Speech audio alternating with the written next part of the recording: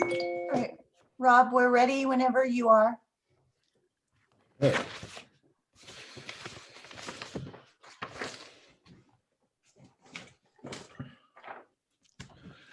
Good evening, everybody.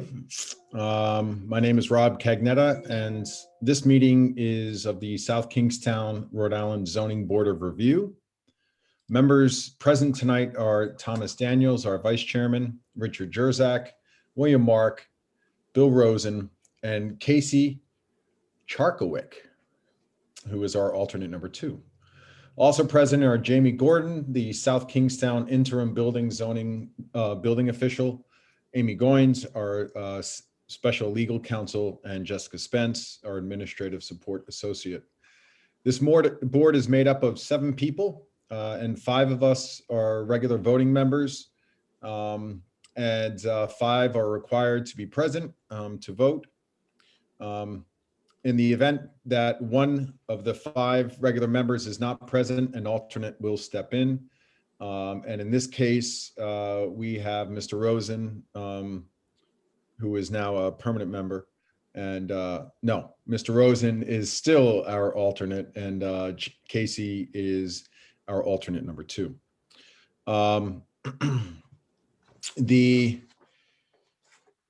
Tonight we'll have, applicants are here for either a variance, a dimensional, or use, or to seek a special use permit.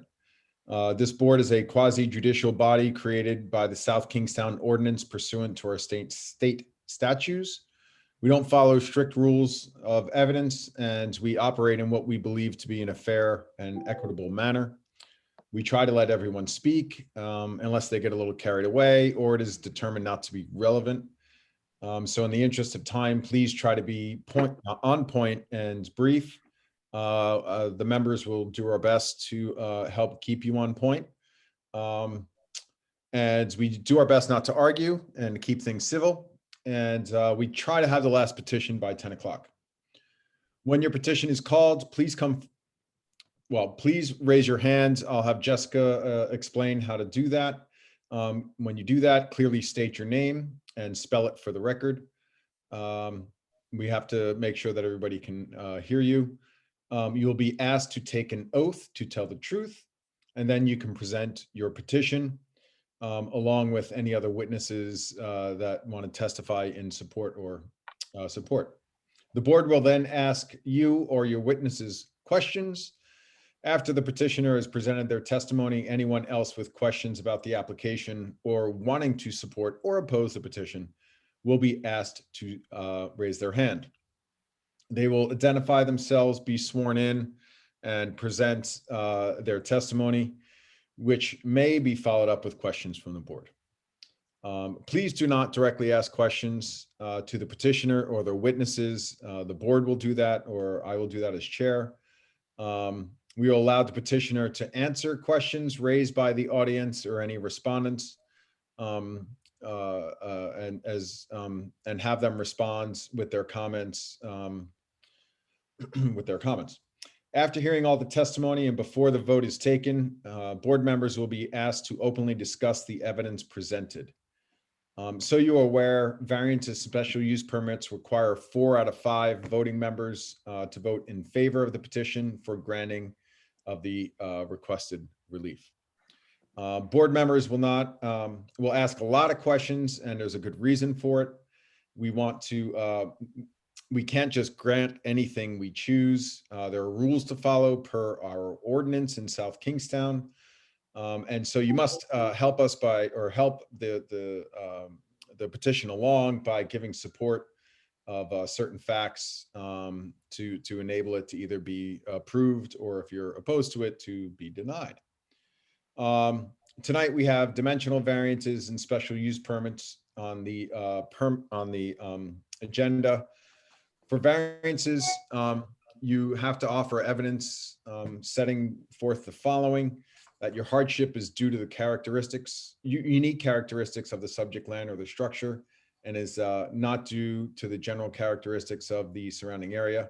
Your hardship is not the result of any prior action on your part. The granting of the variance will not alter the general character of the surrounding area. The relief requested is the least relief necessary. You also must show that the hardship that you will suffer if it is not granted will amount to a more than a mere inconvenience.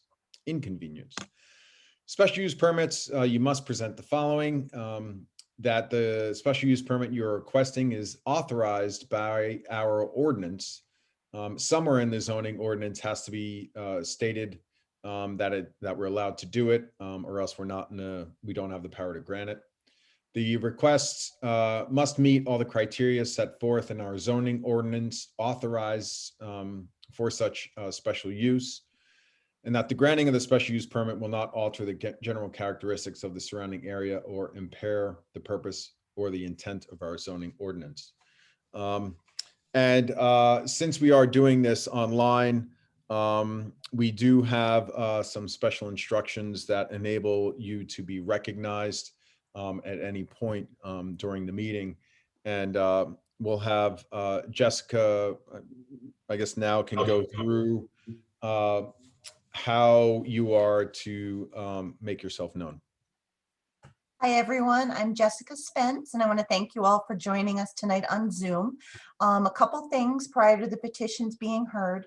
The meeting runs basically the same as an in-person meeting. We are going to keep all applicants muted, and I'm going to turn off all video until your petition is called. At that time, I'm going to unmute the applicants and ask you to have your video turned on. The applicants will give testimony. The board will ask any relative questions. Once the applicant has completed their testimony, the chairman will ask if there is anyone in attendance who wishes to speak in regards to the petition. At that point, the attendees should raise their hand and they will be unmuted and allowed to speak. When the attendee is done speaking, I will place them back on mute. Once all the testimony has been heard, the applicant will be muted, the video will be turned off, and their role will change to an attendee. A couple of things to keep in mind. The question and answer function should only be used if you are having any technical issues. No questions in regards to any petition will be answered. You need to wait for the public comment portion of the petition and raise your hand if you wish to speak. The agenda and all the supporting documents are available to view online at southkingstownri.com.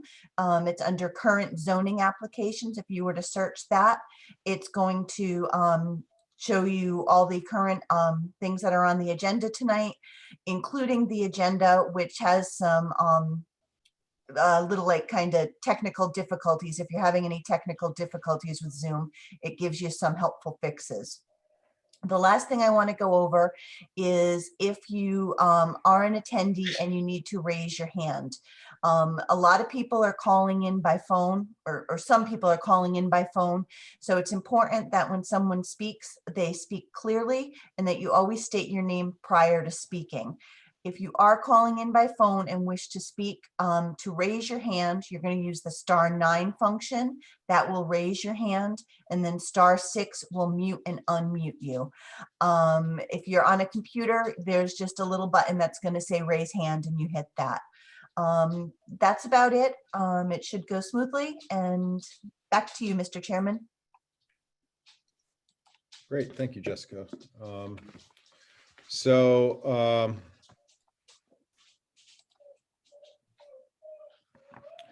So we'll just go right into the agenda. There's no change in terms of the order. We'll start with the continuation of the petition of Daniel J. Cunningham of 3986B1 Tower Hill Road, South Kingstown, Rhode Island, 02879, for an appeal of the zoning decision of the zoning enforcement officer under the zoning ordinance as follows. The petition of Daniel J. Cunningham, 3986B1 Tower Hill Road, Wakefield, Rhode Island, for an appeal of the decision of the zoning enforcement officer in a letter dated August 14th, 2020.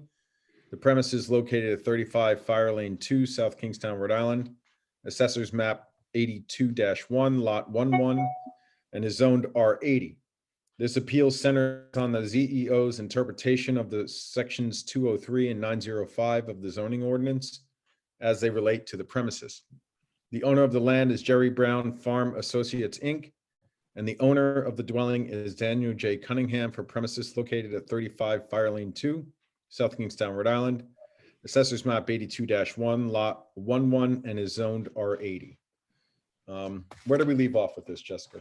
Where do we need to go? Or- You left off with, you were going to have both attorneys submit a brief. So I'm assuming you may want to start with John, but that's really Amy's call. Amy, do you have a preference as to who presents first? John is, this is Amy Goins, legal counsel. I would say let Attorney Kenyon have the last word on this since it's his appeal. I don't have anything else to add. I submitted a brief to the zoning board. If you have any questions, I'm happy to answer them. So if the board's ready to deliberate or ask questions, that's up to you, but I would give Attorney Kenyon the opportunity to give a closing statement if he wants to. Yeah, board members, Amy sent the essentially 4 pages of the explaining the position of the town. Does anyone have any questions, or would they like it a summary of it, or what does everyone prefer? It's pretty, can you hear me? Yep. Bill Rosen? Can you? Yes, we can hear you. Okay. Amy, there's just 2 answers that we have to ascribe to, right? That Consider was- whether it's a non-conforming use and whether it's an addition, enlargement, expansion, or intensification, correct? Correct, because if the answer to both questions is yes, then that 50% limit on expansions applies. Could you define for me, I think I know what addition, enlargement, and expansion is. Intensification, what does that mean?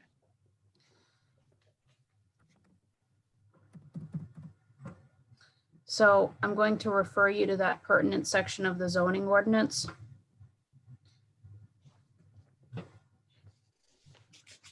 Intensification, it says, and this is 202G. A non-conforming use of a land, building, structure, or land shall not be intensified in any manner. Intensification shall include, but not be limited to, increasing hours of operation, increasing the number of dwelling units, decreasing the lot area, or increasing the seating capacity of a place of assembly.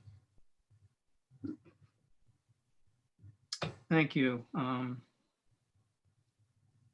Okay, I don't have any further questions at this time.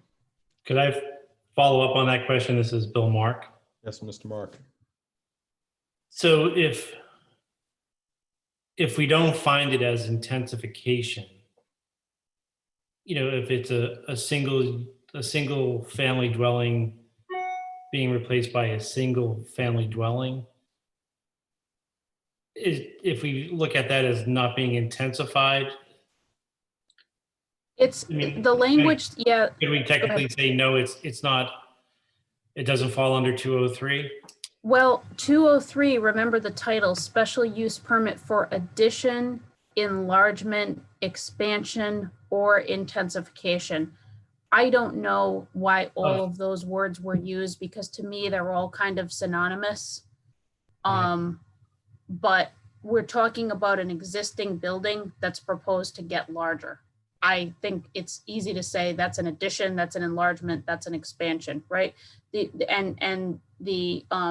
legal disagreement or the legal question in this is whether the number of dwelling units on this one parcel of land, meaning more than one, makes the entirety of the lot non-conforming as to use. Now, my answer is yes, because single family dwellings are allowed in that zone, multifamily dwellings, and that's what this would be classified as, right? A multifamily dwelling. In fact, if Jerry Brown Farm came in today on a vacant parcel of land and said, we want to, showed a proposed plan of what's there now, we would call it a multi-household land development project, multiple dwelling units, multiple structures. it's considered non-conforming by use, and one of those dwelling units is proposed for expansion. In my view and in the view of the building official, section 203 applies. Okay. Is that good? Anyone else? Rick, do you have any questions about this? About- No, I'm satisfied with reading the papers, and I don't have any questions. Okay, so Mr. Kenyon. Thank you, Mr. Chairman. For the record, I'm John Kenyon, attorney for the appellant Dan Cunningham. Thank you, Amy, for allowing me to provide a closing statement. I would like to do a brief one at this point, if it's okay with the chairman. Yes, of course. Of course. So as been discussed at the last meeting, you heard arguments from both me and Amy, and the board requested that we submit briefs on the matter. And I just wanted to briefly respond to her memorandum. I agree with much of it, including the fact that too many houses on a lot is a non-conforming use and not dimensionally non-conforming. I also agree that it's considered a non-conforming use of the land. That was affirmed by the judge in the Merkel case, who noted that the Warwick zoning ordinance differentiates between a non-conforming use of structure and land. That case made it clear that increasing the size of a building on a lot with more than one building does not increase the non-conforming use. The section of the Warwick zoning ordinance that was discussed in Merkel is almost identical to section 202D of your zoning ordinance. Both sections refer to the expansion of a building or structure that contains a non-conforming use. And that is a section of your zoning ordinance that would seem to apply to Jerry Brown Farm, where you're expanding one of the buildings or structures. The judge in the Merkel case held that the single-family uses in the houses are conforming, and therefore the houses can be expanded. And the town is arguing that section 203 applies, which states in part that the lawful non-conforming use of a building, structure, or land may be added to, enlarged, expanded, or intensified, provided that such addition, enlargement, expansion, or intensification shall not exceed 50% in excess of the existing floor area, land, or intensity used for the non-conforming use at the time the use became lawfully non-conforming. And the important part of that section is the very beginning, where it says that the non-conforming use of a building, structure, or land may be enlarged, expanded, or intensified. So where I disagree with the town is that section should not apply to the expansion of a conforming residential use. The town uses an example in their brief that a lot with 3 2,500 square foot houses is more non-conforming than a lot with 3 1,500 square foot houses. And my argument is that they're equally non-conforming. The non-conforming is based on the number of dwellings on one lot and not the size of those dwellings. Now, the town appears to be arguing that by expanding the size of the houses, more of the land is being used. However, that section limits my client even from adding a second floor, which would not increase the use of the land at all. And if the town's argument is correct, and the issue is not increasing the size of the homes, but the increased use of the land, then the 50% limitation should be based on the entire lot and not each individual home. The language in section 203 regarding non-conforming use of land is not there for situations like this. That language, I believe, is there for non-conforming uses of land when no structure is involved, like a use such as a junkyard. At the end of the brief, the town warns that the granting of our repeal will have negative effects of allowing unconstrained development on these lots. And first, the association owns this land. Every house owner in there needs to get approval from the association, and obviously they're not going to do anything that's going to impact their own property values.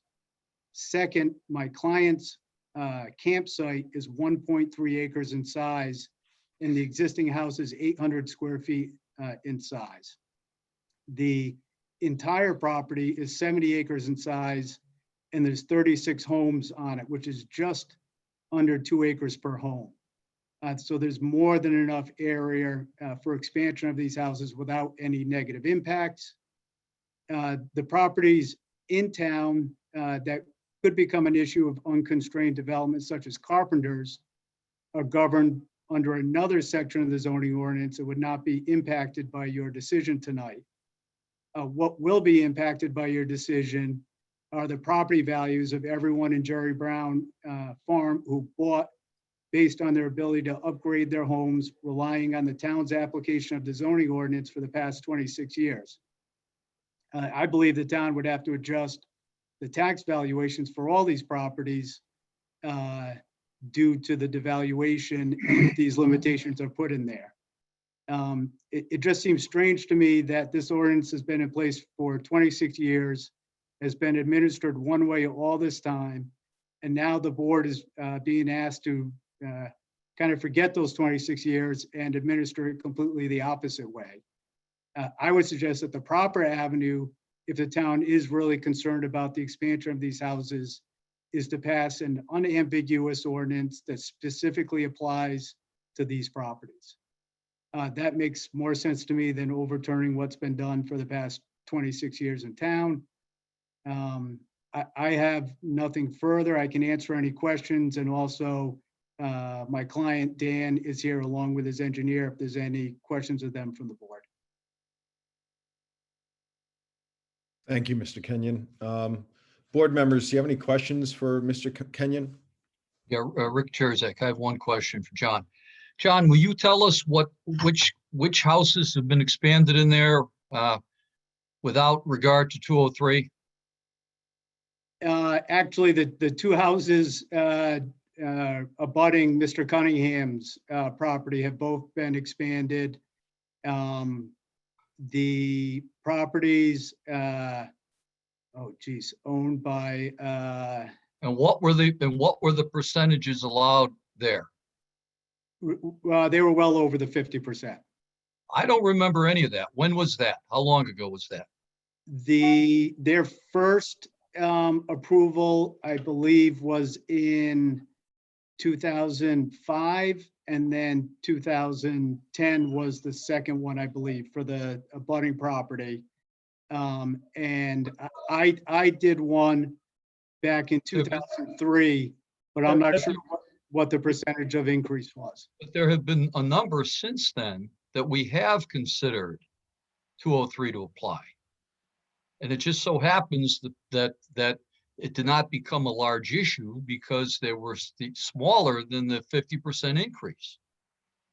Okay, from my knowledge, and you haven't quoted any specific properties, over the last 5 or 6 years, we have been consistently applying the 203 limitation to non-conforming uses. And you have not given us any specific properties that we have not done that. You keep citing that, but I've yet to hear you tell us and point out to when that's happened. I think that'd be Marshall Rayucci's home next door to mine. Yes, the two that I was talking about were Marshall Rayucci, Yep. who are directly next door to Mr. Cunningham. And when was that? I believe one was in 2005 or so, and one was in 2010. 15 years ago. What was the percentage increase? It was over the 50%. Do you know? Can you give us those numbers? I can provide them if you give me some time. Well, I think that would be appropriate. I mean, that certainly is not, though I'm not sure Amy, and Amy can correct me on this. I don't think that we're bound to that anyway, but Correct. you know, I mean, we've been attempting, as long as I've been involved, I've only been involved 5 or 6 years, but we've been attempting to deal with non-conforming uses with 203 being applicable for as long as I've been here. Now it's always been kind of a questionable issue, okay? But when you make the comment that this is something that we're changing what has happened in that property for the last 30 years, okay, as far as I'm concerned, there's no evidence to that effect. And I know for a fact, I was not here in 210, so I know for a fact there have been properties increased with additions, okay, in both Jerry Farm and Jerry Farm addition, okay, that we considered the 203 limitation. And we hired Russell Brown, who's the former building official, to consult with us on this matter. And Okay. his impression was that the 50% limitation was not applied when he was the building official. Well, John Marshall Riucci, I just spoke with Marshall. He's my abutting neighbor. He owns 2 homes. His home at 31 Fire Lane went from 900 square feet to 3,100 square feet. And his other home went from 1,200 to over 3,000. okay, when was that? I think that was in the early 2000s and then the mid 2000s. Okay, again, we are trying to apply the current ordinance, okay, to the best of our ability. Okay, as Amy has set forth in her brief, okay, this is what we have to work with. Okay, we are looking at this thing. Our counsel has instructed us that 203 applies. So you're asking us to do something that I don't even think we have the authority to do. Okay, the ordinance is the ordinance. We're supposed to be following the ordinance. Okay, so be it. I'll I'll give up the remainder of my time here. So Well, you can For the certainly have record, more it was time if you need it. 2011. that's enough time for me. It was 2011, Mr. Cunningham? 2011, correct. I mean, I do recall other times, Jerry Brown, that parcel has come up. But I think it's really seems to have been based on the interpretation of or the impression of our zoning enforcement officer, as well as our counsel, that would provide us the guidance, the board, to move forward with any particular decision. So at this time, this is where it stands. I think it's Can I also more of the issue. excuse me, what can I also Yep. say, depending on your location in Jerry Brown Farm, you have to go through the board of directors before you can even apply to the town for a building Correct. permit. Yes, So they were the first say on is if you can even go forward. We Right. had their proof from board of directors before we even approached the town. And I think they Right. sent a letter in on my behalf also. they did. I believe that was part of the submittal. But I think what we're facing at this time is an opinion of our zoning enforcement officer and of our legal counsel that are at odds with what you're asking for. So, and this is what we're trying to work out, I think, as a board. So, According to the ordinance, I can't even put a basement in the house under it. That's considered floor space. It's on Correct. stilts right now. that is as the ordinance is written. I interpreted. can't even put a basement. I can't put a foundation under the house. Well, we would have to consider that. Any other board members that have questions for Mr. Kenyon on this? I just have a question. I'm trying to get up to speed on this issue, but I just want to clarify the argument. Is the argument that the restriction in 203 doesn't apply because you're not seeking to put an additional structure on the property, but rather seeking to expand an already existing conforming structure of a single-family home? Sure. First, welcome aboard, Mr. Charkowicz. Thank you. So the issue here is my client's looking to demolish the existing house and construct a new one in approximately the same place that would have more than 50% increase in living area. And our contention is that section 203 of the zoning ordinance which regulates the expansion of non-conforming uses, does not apply because the use, his use as a single-family residence is permitted in the R80 zoning district. So it's not a non-conforming use. The non-conformity is due to the fact there are 36 houses on one lot. So our contention is that in order to expand the non-conforming use, that would be an increase in the number of existing houses rather than an expansion of an existing house. Okay, thank you. You got an easy one to start off with. Yeah. That was a good explanation. Thank you. Other board members have any other thoughts or questions? I'm sorry, for Can Mr. I Kenyon? ask one more question, Mr. Chairman? Rick Of Cherzak. course, of course.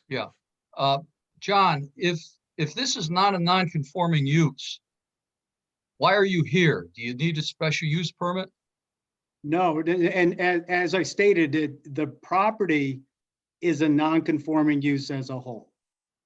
Mr. Cunningham's house itself is not a non-conforming use, but as a part of the whole, it is a non-conforming use. So when he expands his house, he's not expanding the non-conforming use, which is the number of houses on the lot.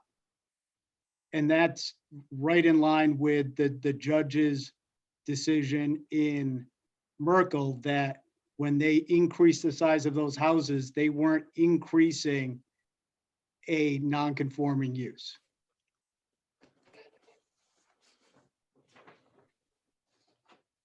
Okay. Does that help? Good. Okay. Any other questions for Mr. Kenyon? Okay. Ms. Goins, do you have anything to add based on the discussion so far? I don't. So I guess let's find out how everybody's, I mean, unless, being that this is an appeal, I should go through the same procedures in terms of asking if anyone else has any comments or questions for. It is a public hearing, so you can ask if there's anyone here to offer public comment. Okay. So Jessica, is there anyone raising their hand right now or? There is a gentleman by the name, or a person, I should say, by the name of Marshall. I'm going to allow to talk. They can unmute themselves. Marshall, you can. Thank you. Start. Can you hear me okay? Sure, Marshall, could you please state your name, please, and spell Happy it? to do so. Marshall Rayucci Jr. I reside at 31 Fire Lane 2, the property immediate adjacent to Dan's. Okay. Could you spell your last name for us, please? Certainly. Raucci Jr. Okay. And do you swear to tell the whole truth and nothing but the truth, so help you God? I do. Great. So what would you like to say, Mr. Marshall? Well, first of all, in addition to my two homes that Dan accurately described the expansions that we went through in 2008 and then in 2011, the other homes down here that I'm aware of that would have exceeded the 50% would be the Jackson home on Jerry Brown Farm Road and the Sullivan home that was on Fire Lane 1. Both of those are recent additions that would have exceeded the 50%. But the real reason for me to call or to really speak is really on behalf of the Jerry Brown Farm Association. We're happy to speak on behalf of Dan Cunningham's request. Our association believes that the regulation limiting that maximum of 50% expansion was not intended for 72-acre parcels such as ours at Jerry Brown Farm. Our size allows some of the 36 homeowners to really improve their 1,000 square foot homes that really were campsites. They were campsites that were not winterized. They didn't have basements. And then to reasonably expand them to 2,000 and 3,000 and 4,000 square foot year-round homes. As Dan has pointed out, our association has clear standards that have been developed and a process for modifying existing structures. Every structure or every request is reviewed by an internal site committee, which I chair. All projects are really evaluated for the appropriateness of size to location. And we really strive to be sure that the expansions will not impact other homes. Mr. Cunningham's proposal meets all of the JBF requirements and was unanimously approved. We hope that the zoning board will provide an exception for Mr. Cunningham, exceptions that were provided in the past as JBF continues its transition from 36 smaller seasonal campsites built in the 40s, 50s, and 60s to 36 year-round, reasonably sized homes. None of these homes here would really be referred to as supersized homes. So we really feel that the exception should be warranted in Mr. Cunningham's place. I'd be happy to answer any questions that I could. Thank you, Mr. Riucci. And so you're aware, I can speak for myself, but to say that this is not at all a reflection of Jerry Brown Farm and their ability for oversight and regulating sort of proper growth within their development. This is really about the board's ability to be able to authorize the change in the first place. And I believe it's the interpretation of this particular ordinance that's the issue. So it's not as if we can even compare it to another property relative to size. Half a dozen homes that would fall into this category, and it will have a profound impact on land value for those homes that are down here. So it's something that the association is taking very seriously and does have a significant impact. Absolutely, and I think the point may be that our council can correct me, but it would really be a matter of the town council sort of changing the ordinance to reflect the whatever issues might be at the Jerry Brown as opposed to others that we're applying this particular part of the ordinance to. And Amy, you wanted to say? May I ask a question to Attorney Kenyon and Marshall, Mr. Yes, Riucci? John, I think we discussed this, but it's been a little while. Have any of the properties come before, the property owners come before the zoning board and received a special use permit and a variance in conjunction in past years? I did. Yeah, okay, that's, so I I think, did because I needed a variance for the garage I built. okay, so I think that's important for the board to know. It's helpful because the board knows, you've heard me say it for the last, 6 years, and I think your prior council said it before. The zoning ordinance doesn't allow the granting of a variance and a special use permit in conjunction.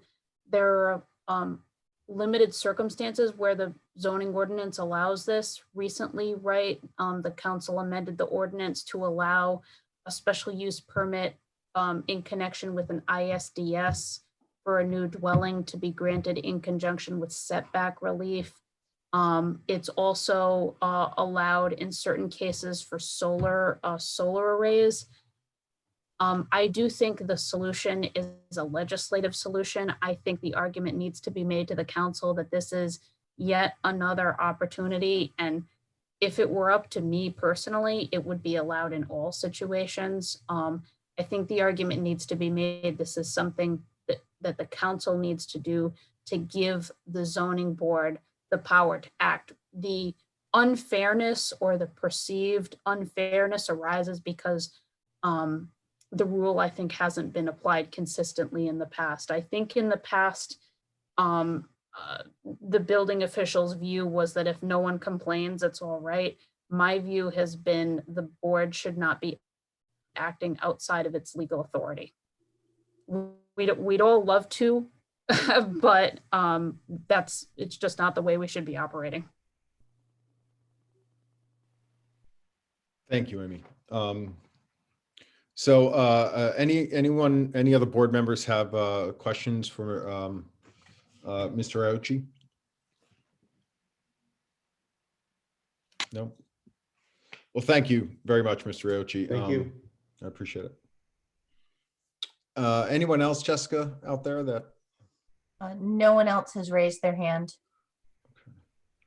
Again, if you're calling in by phone, it is *9 to raise your hand and *6 will mute and unmute you. Okay. So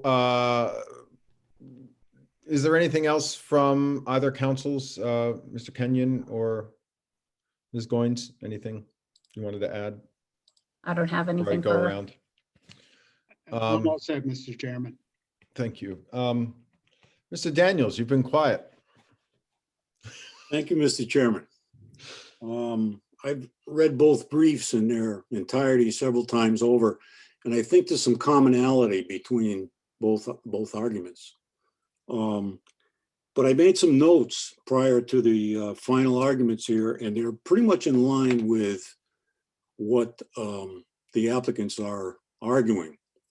I wrote down that the nonconformity is related to the use of the land with multiple structures and not to the use of the individual structure. And I think that that's the position that the applicants are arguing. I also think that the 50% limitation should be applied, as the applicants are arguing, to the entire 30+ acres and not to one individual structure. I can't make the case that the 50% should apply to the structure because the non-conforming use is not the structure. The non-conforming use is the fact that there are multiple structures on the land.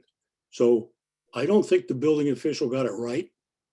And I'm pretty well, unless I can hear different, I'm pretty well of the opinion that the decision of the building official should be invalidated. Since he indicates that he's indicating 50% increase of the existing floor area. I can't come to that conclusion. So it would be yours that if, let's say there are 15 homes or 16 homes there, they can't build another 8. Well, I think you have to look at the total 39 acres and how much acreage, how much square feet are in that acreage and whether or not anyone is exceeding 50% of the total. And I can't see that it's happened in the past, and I can't see that it's happening with this particular application. So, and this is helping me too, but so you're saying of the total lands that they shouldn't be able to use more than, is that what you're saying? Like No, I think the ordinance states 50% is the limit on expansion. Well, then 50% of because the use is the land, it's not the structure. The structure in this case, I think, could expand. Mr. Cunningham could go to 5,000 feet, 6,000 square feet, 7,000 square feet. He'd still be way below the 50% of the total square footage of the 39+ acres. Got it. Okay. That's what I think I come to the conclusion. Okay, that's fair. Thank you. And Rick, how do you feel? Well, I guess, this all comes down to, again, the fact that there are things that we would all like to do, but we can't necessarily do because we're constrained in certain ways. And in our case, I feel that we're constrained by the ordinance and that we follow the ordinance as it's written, okay, not as we would like it to be written, feeling neighborly or feeling that it's fair or not fair. We're not elected officials, we're appointed officials. Now, I'm not sure what Mr. Daniels just said. Tom, did you say that you would be okay with, I didn't quite understand the reasoning. Did you say you would be okay with saying the 50% increase would be all of the houses together? I'm not, because that was originally one of Mr. Kenyon's arguments, okay? And frankly, I think that was the closest one I could have gone with. But did you say that you would be comfortable with, in other words, if you have 37 houses and they were 1,000 square feet each, that's 37,000 square feet, you could increase that by 1.5 and the cumulative effect, is that what you were saying? Basically, that's what I was saying. And if you look at applicants exhibit 5, if it's available, page 4 and 5, that's the argument that the applicant makes. And I think it's a valid argument. And that's essentially what the argument, and unless Mr. Kenyon wants to correct me, I think that in his applicant's exhibit 5 previously submitted is the argument, is in fact the argument that he's making. And I think it's valid. Is that the argument you're making, Mr. Kenyon? It is, except he said it much better than I did. Well, Thank you, sir. okay. So does that help you, Rick? Or Again, is it just, Well, I mean, Okay. I think that, after spending many, many hours reviewing this material, because it does bother me, you know, I think that would be the closest interpretation that I could come to that I could live with, okay? I'm not sure, Mr. Kenyon, that you've given us enough information to show us that truly, that, as I said, since the inception of the ordinance, and I guess it makes common sense that it hasn't exceeded the 1.5, but we don't have any evidence to the effect yet. I think you did give us something like that, right? In one of your filings. I did. I gave you I believe the total footprint and then the total square footage for all the properties on there. And then I think you kind of left it to the town to determine or something, saying that. And then yeah, we would have to go back and figure out exactly what's been expanded, but it's a lot of the houses in there have not been expanded over the years. It's surprising when you look at the tax records.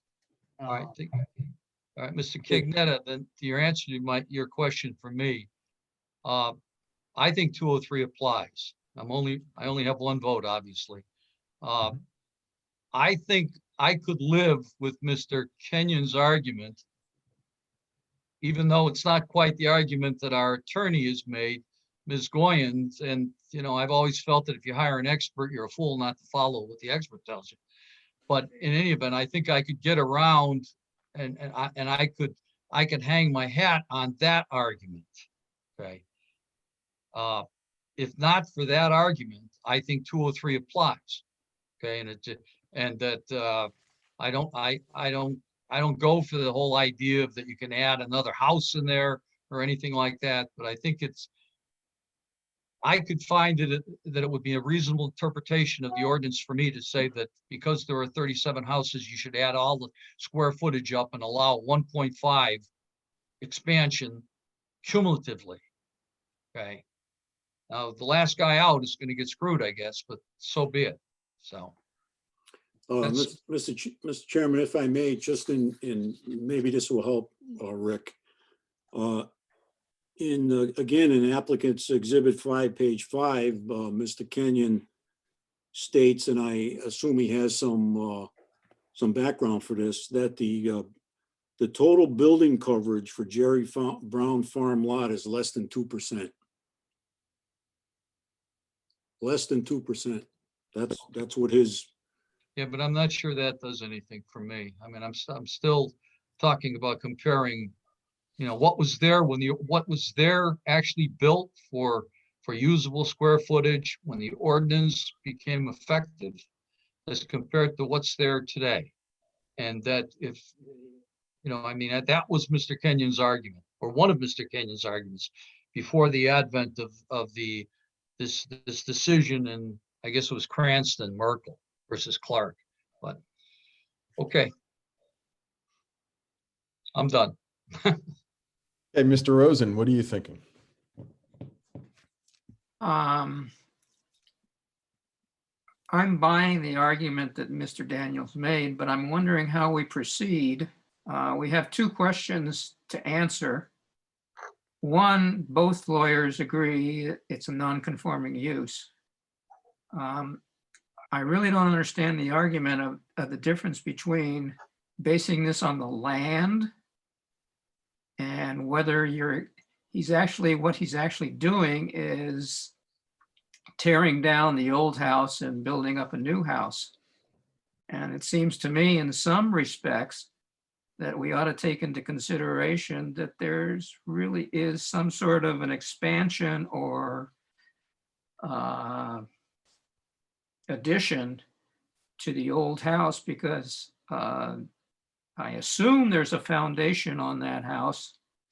And whether he's going to use the same foundation or expand that foundation so that the footprint for the house is going to exceed the 50% or not.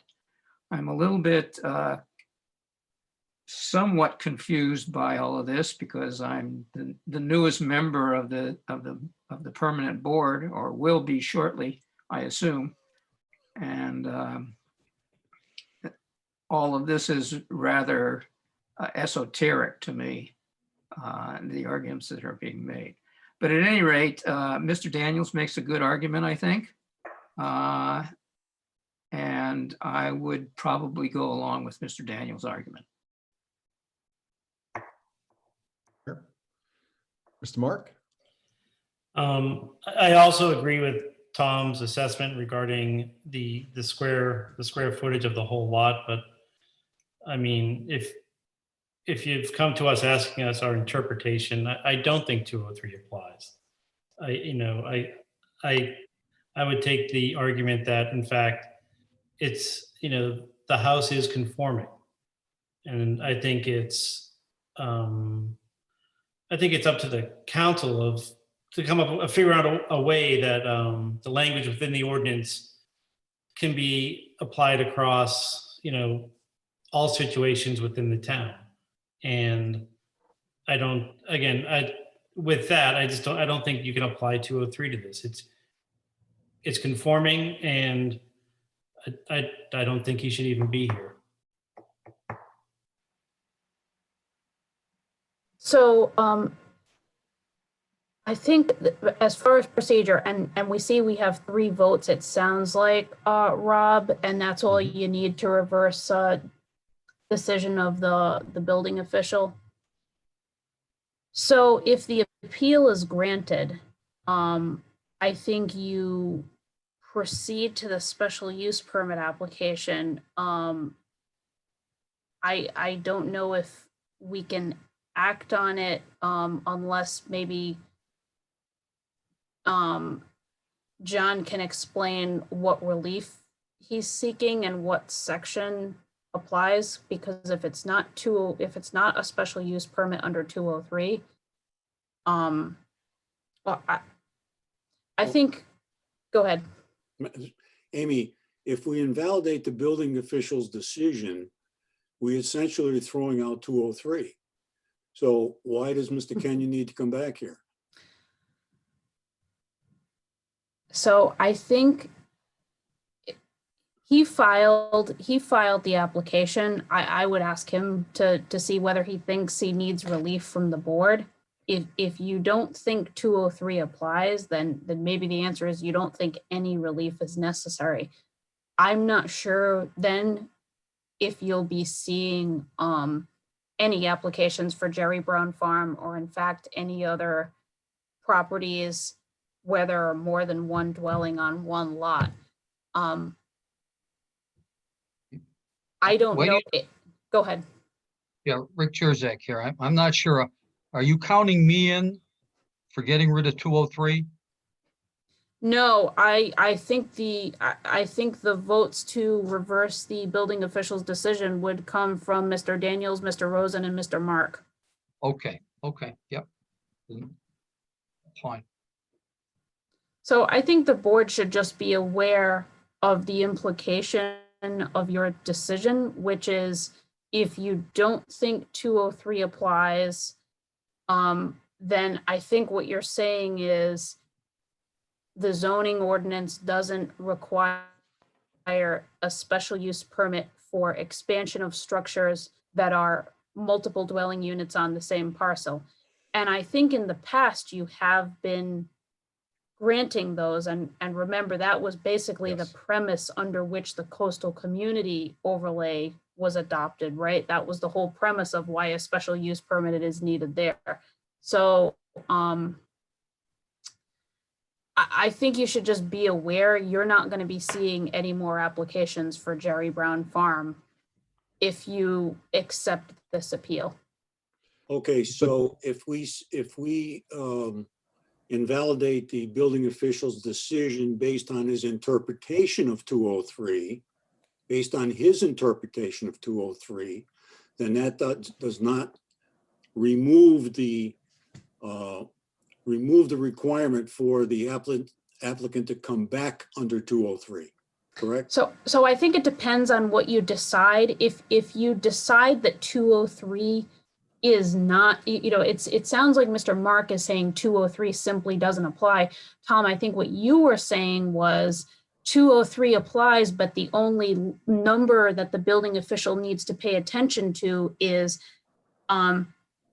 has the property as a whole, all of the structures combined, hit that cumulative limit for 50%, and we've got to figure out what the baseline is, right? I'm not sure the town has established a baseline. It would then the board could go on to consider that special use permit application and just get evidence on that number. So I think you should figure out what you're going to determine. But I think if the determination is 203 doesn't apply, then the implication of that is you're no longer going to be seeing special use permit applications. So just, and I can assist you in crafting the decision if needed. And I don't think we need to wait to hear it. I think if you want to proceed tonight, that's fine. I would like to do a written decision on this one. But just think about the implications of that decision. So I think I agree, excuse me, Mr. Chairman, I think I agree with the first part of what you said. In not invalidating 203 in this matter in its entirety, but simply finding that the building official did not interpret 203 properly. I think that's where I'm coming from. And that, yes, we should consider the applicant's argument under a special use permit going forward. So, Because I think the building official's argument was related to the structure, 50% of existing floor area related to the structure. And that's where I have a problem. I don't think that's correct. Correct. And the argument that I have suggested is that the cumulative limit for the properties in total should apply as well as the individual properties. And that's because it's my opinion, the council enacted this regulation to put a ceiling both on overall expansion and on expansion of each individual dwelling, simply because I don't think it would be the council's intent, in a hypothetical situation, to have all of the dwellings remain the same, as decades ago when they were first constructed, but yet allow one, say 5,000 square foot, dwelling. I don't think that's the intent of the council, but that's up to you to determine finally. I don't disagree with what you said, Amy. but I think if we're invalidating the interpretation of the building inspector, where explicitly it says in our ordinance that the use of the building structure or land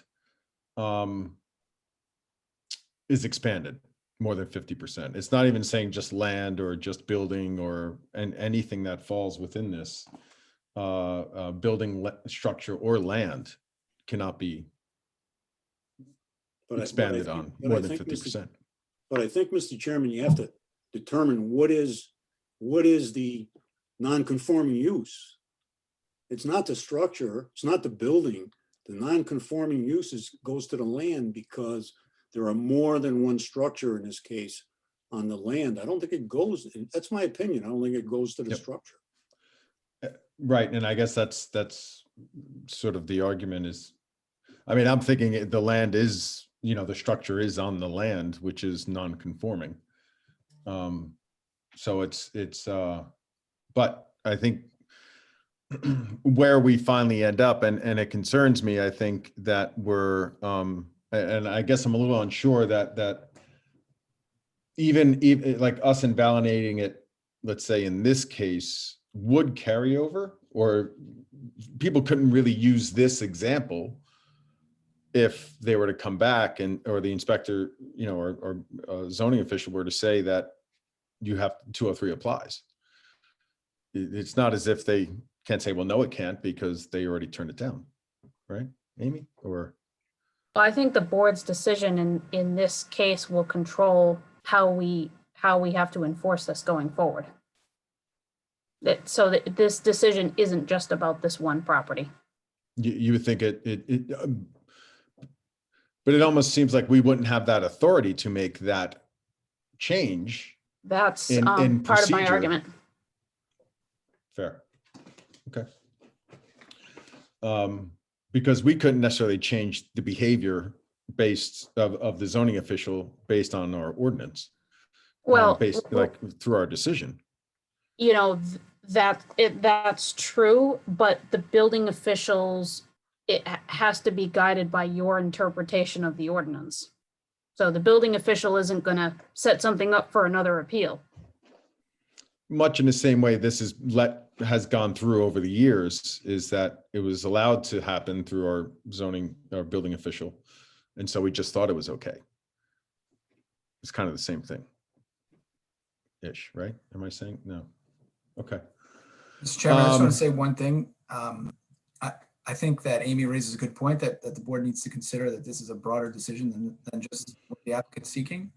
But I also say that if the board were to uphold the appeal, and then if the applicant were to go to the Superior Court, I think that the Merkel case is controlling. And if the Superior Court determined that the non-conforming use was really because of the number of structures on the plot, then I think that he'd have a successful argument before the Superior Court, in which case then we'd have controlling law that would certainly, we wouldn't see anyone else coming for these special use permits under 203, because it's the number of structures that's making it non-conforming. So, and that was Mr. Charkowick.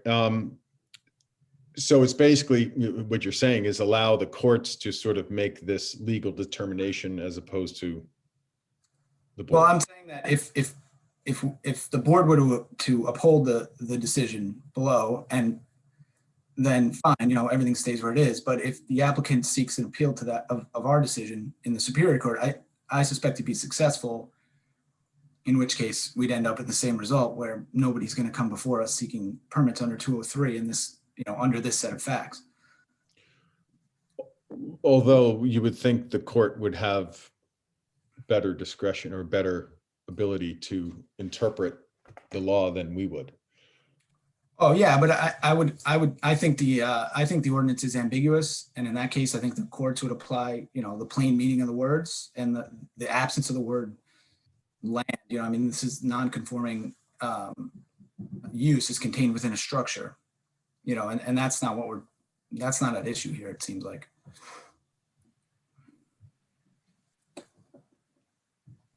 Right. Okay. So, is there anyone else that wants to speak on this? But I think we've heard a lot. Is there anyone else who wants to speak on this? If not, we can go to a vote or to a vote. Do we go to a vote or a motion or right to the vote? Well, someone has to make a motion. Okay. Let me step in here briefly. Sure. Both lawyers, it seemed to me, agreed that it was a non-conforming use. Am I incorrect in that? I don't believe you're incorrect. I think they're both stating that it is a non-conforming use. Yes. Yes, I believe, I don't want to speak for Amy, but we're not arguing that having more than one residential dwelling on a lot is not a non-conforming use. It is a non-conforming use. Again, our argument is that increasing the size of one of those houses is not an expansion of the non-conforming use. So in Amy's brief, she mentioned that there were two sections to this process, it seemed to me. The first is whether it's a non-conforming use, and the second is whether 203 applies, correct? Bill, this is Amy. Let me clarify something. I don't think you need to follow that process for the vote. That was just my suggested framework for your decision making. I think if you're ready, and it sounds like you are, one of the three members who would vote in favor of reversing the building official's determination can make a motion. I would think the motion would include direction to council to draft a written decision. And again, I would suggest that it be based on your interpretation of 203 rather than finding 203 doesn't apply to this application at all. Does that make sense, Bill? I'll move. Okay, Mr. Daniels. I will move that we overturn the decision of the building official in his interpretation of section 203 of the South Kingstown zoning ordinance.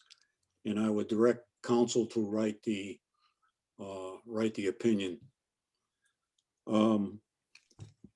I would find that 203 does apply with regard to non-conforming use, but I believe, as discussed, but I believe that the building official did not properly apply 203 when he indicated that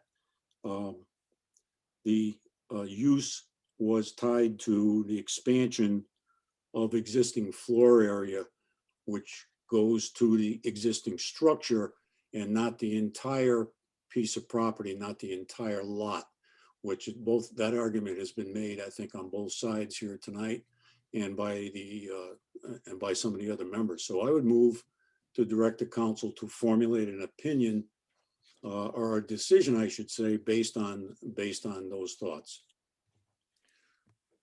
Okay, Mr. Daniels made the motion. Is there anyone who'll make a second? I'll second it. Mark? Mr. Mark, seconded. Any discussion? No? Okay. Mr. Daniels, Aye. Mr. Mark, Aye. Mr. Rosen, Aye. Mr. Jurzak, Nay.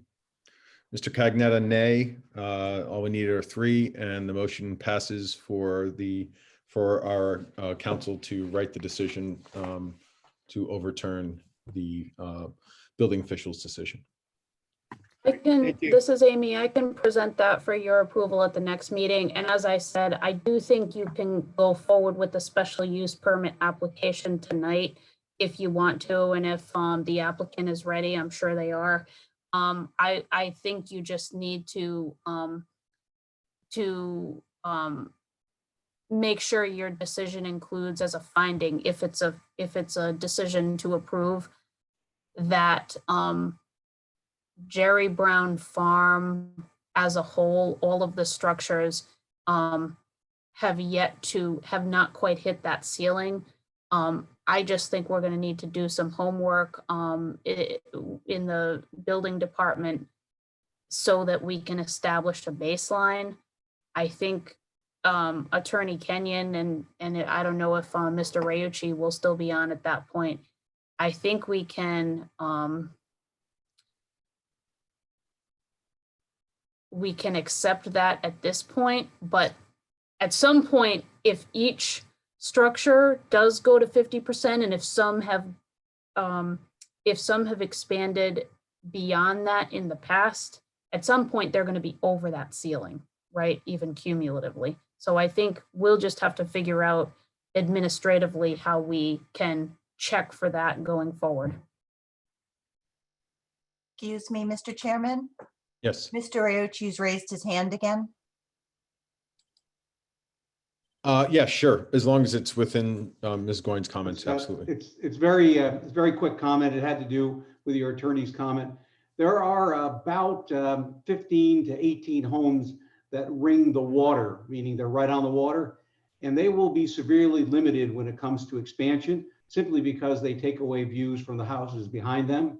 So I agree that there's some work to be done in this area, but I don't see this as being an insurmountable problem. I think it's going to be, when we do the math, I think it'll work out. Okay. Thank you. Okay, so Ms. Goins, we're good? You have what you need to move on? Yep. Okay. And Mr. Kenyon, do you want me to go forward with the continuation of the petition? That would be great, Mr. Chairman. Great, thank you. So we'll do the continuation of the petition of Daniel J. Cunningham of 3986B Tower Hill Road, South Kingstown, Rhode Island, for a special use permit under the zoning ordinance as follows. The applicant is seeking to demolish an existing family dwelling and construct a new 1,600 square foot dwelling with a detached 24 by 24 foot garage. This property is located within the Jerry Brown Farm Association property. Special use permit is required for any addition, enlargement, expansion, or intensification of non-conforming land. Lot size is 70 acres. Although there are no property lines between dwellings, the distance from the proposed dwelling to the closest adjacent dwelling is 83 feet. Special use is required per zoning ordinance section 203. Special use permit for addition, enlargement, expansion, or intensification, and 907 are standards of relief. The owner of the land is Jerry Brown Farm Association, Inc. The owner of the dwelling is Daniel J. Cunningham for premises located at 35 Fire Lane 2, South Kingstown, Rhode Island. Assessors map 82-1 lot 11 and is zoned R80. Mr. Kenyon, please continue with your testimony. Thank you, Mr. Chairman. Once again, for the record, I'm John Kenyon, attorney for the applicant, Daniel Cunningham. I'm going to dispense with my normal opening statement since you're probably all tired of listening to me at this point. And I'm just going to go directly to my witnesses. If I can have the project engineer, Jeff Campobiano, sworn in. Mr. Campobiano, are you there? Yes. Great. Thank you, sir. Could you please spell or say and spell your last name? Campopiano, Campopiano. Great. And do you swear to tell the whole truth and nothing but the truth, so help you God? Yes, I do. Fantastic. Okay, Mr. Kenyon. Thank you. So, Mr. Campobiano, where are you employed? I'm employed in Whitford. I've been self-employed for about 25, 30 years or so, doing land development and fighting city halls all through the Northeast of America. And are you a registered professional engineer in the state of Rhode Island? Yes, I am. A few other states also. And how long have you been registered? Like I said, a good 25 years. And have you testified before zoning boards previously as an expert in engineering? Yes, I have. And have you testified before this zoning board previously as an expert in engineering? Yes, I have. And are you familiar with the applicant's property located at 35 Fire Lane 2? I am, yes. And did you prepare the site plan and erosion control plan that was submitted along with the application? Yes, we did. And did you prepare the narrative that was submitted along with the application? Yes. And is the property zoned R80? Yes, the property is zoned R80. And are you familiar with the existing uses surrounding the property? Yes, residential uses. And is the applicant's house located on a 70-acre parcel which contains other single-family residences? Correct. And does the applicant have the use of a campsite area on that larger lot? Yes, he does. And can you describe the existing conditions of the applicant's campsite area? Sure. Basically, the area reserved for, I guess they denote it as lot 1.1 or 1-1 within the Jerry Brown Farm Association. It's basically the furthest away from the coast And a lot of the local rules for the Jerry Brown Farm Association have to do with, being neighborly and keeping views associated with people behind you. And Dan just happens to be in a position where he doesn't get in anybody's way because he's the furthest from the water. And he's on top of a knoll, basically, I think it's about, 50 feet in the air, yeah, 44 feet in the air. So, yeah, well above sea level. We're on an isolated knoll. It's high and dry. When we did tests for the septic system, basically, the water table's over 10, basically couldn't even find the water, digging a hole over there over 10 feet deep. But to satisfy the rules for the coastal pond protection, for the base of the salt pond protection, we have upgraded the septic and installed a denitrification system to minimize any impacts to the groundwater. The site does have, it is supplied by private water and private septic. It basically maintains about, I think it's about 900 feet from the coastline and 700 feet to one property line and about 125 to another property line. So it would satisfy any rules according to the R80 designation based on just its positioning in general, although there are no property lines. And are there any wetlands located on his campsite area? No, like I said, it's pretty high and dry. It's like I said, it's a big knoll sitting above everything. He's got one of the better views in the neighborhood.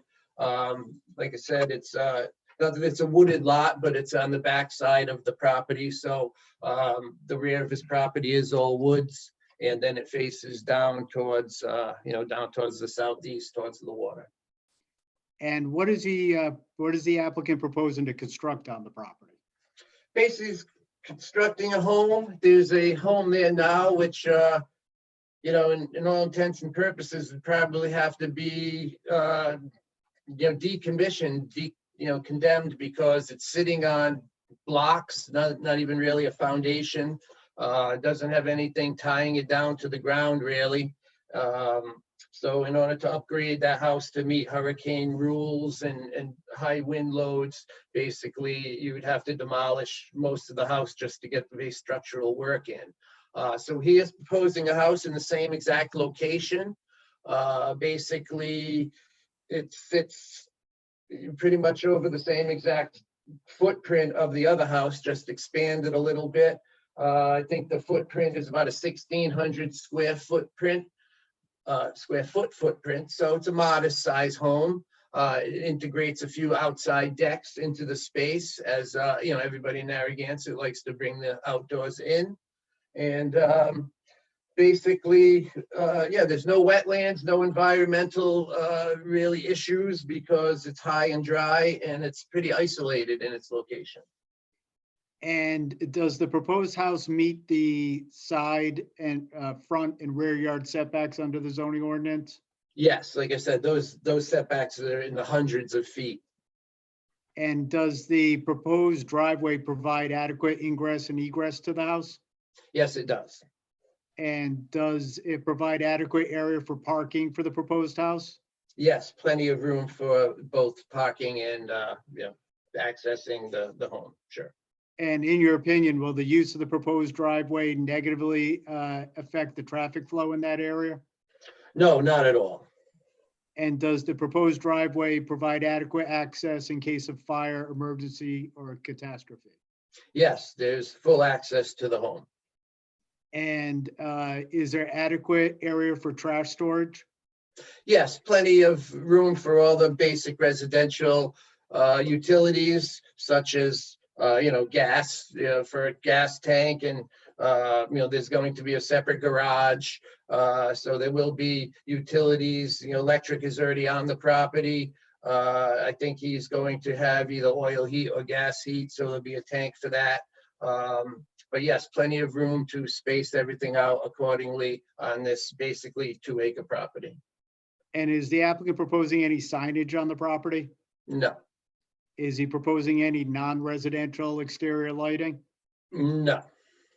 And you mentioned the new OW test. Have you received approval from RIDM for that yet? Yes, we have. And in your opinion, how will the proposed OWTS function as compared to the existing septic system? Yeah, basically it's top notch, you know, it's state of the art system, which basically reduces the strength of wastewater to maybe, 20% of its original strength. So, his proposal of having a 3 or 4 bedroom house realistically equates to having a 2-bedroom conventional house.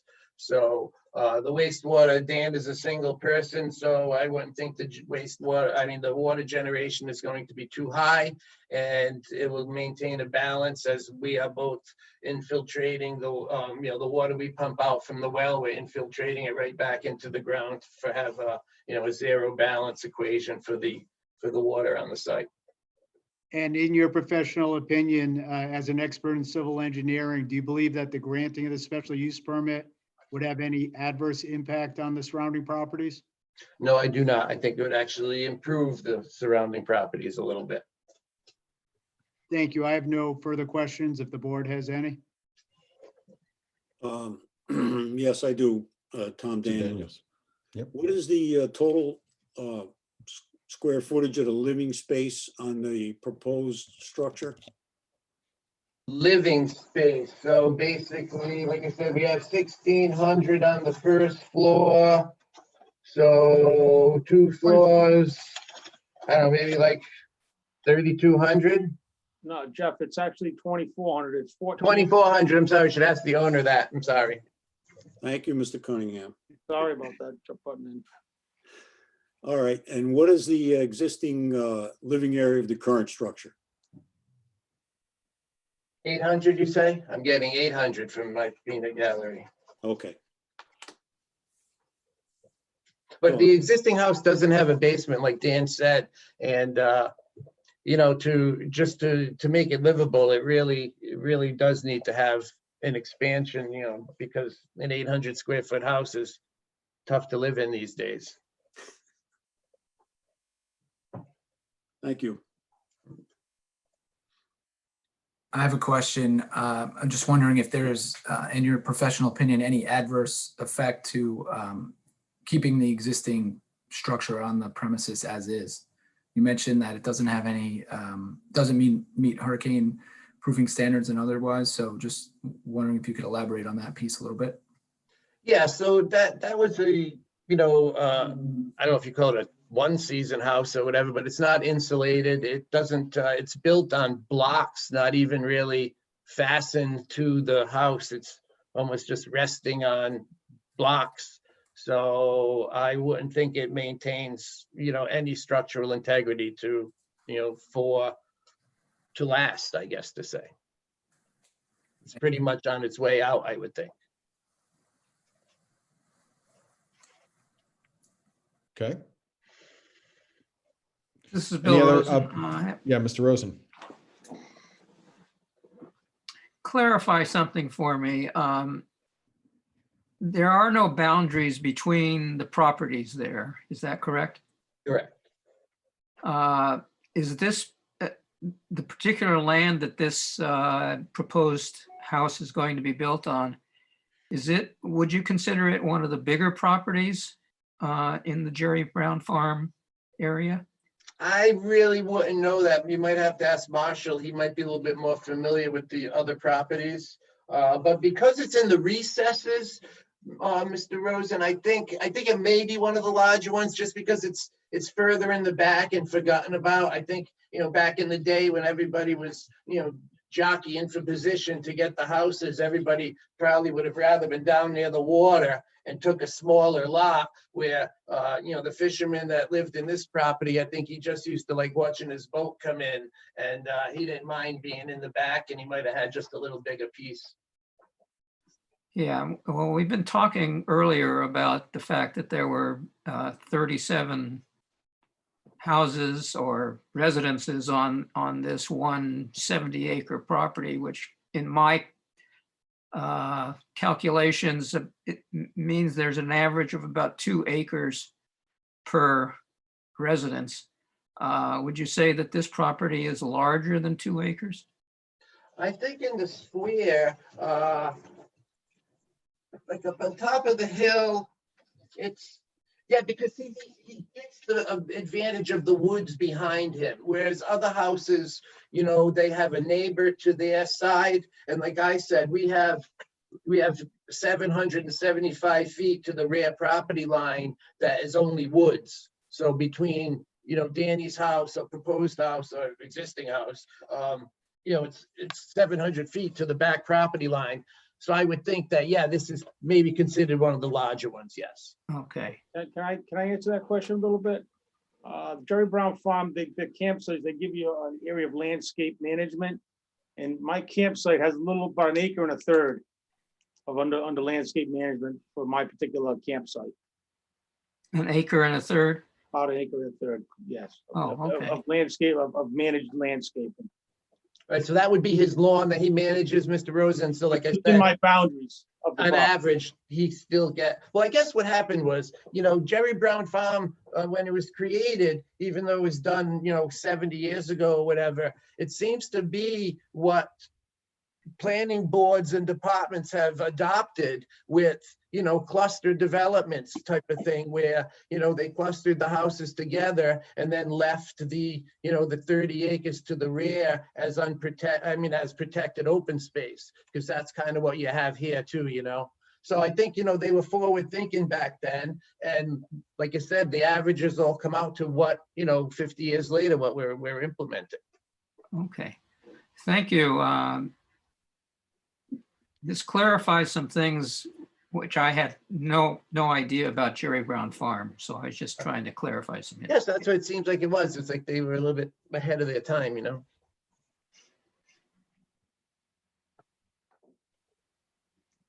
And I Okay, think they did the 150% thing just so they didn't step on each other's toes. Like, I'm a spirit of the law guy, not a letter of the law guy. And I think that whole thing came down to, you know, generally you don't want to step on your neighbor's toes. So they just came out on, you know, an arbitrary number. And in this case, we're not stepping on anybody's toes, but we're not going back there.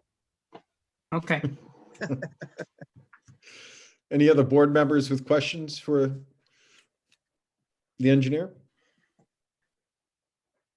Okay, Mr. Kenyon, is there any other questions or statements? Yeah, I But- would ask that the applicant, Mr. Cunningham, be sworn in. Yes. Thank you, Mr. Capiano. Appreciate it. Okay, now he was, well, Mr. Cunningham, you were talking through before and we didn't swear you in, but I Oh, guess sorry about that. it was, My it's a apologies. continuation, but please spell your name, last name and Sure. state it. Daniel Cunningham, Daniel Cunningham, Cunningham. And do you swear to tell the whole truth and nothing but the truth? I do. Very good. Go ahead. Mr. Kenyon. So Dan, are you the owner of the house that's located at 35 Fire Lane 2 in South Kingstown? Yes, I am. And is that property located in Jerry Brown Farm? Yes, it is. And when you purchased the property, did you get a bill of sale from the owner of the house and a stock certificate and campsite agreement from Jerry Brown Farm Association? Yes, I did. And what was the condition of the house when you purchased it? The house is basically 1950s, one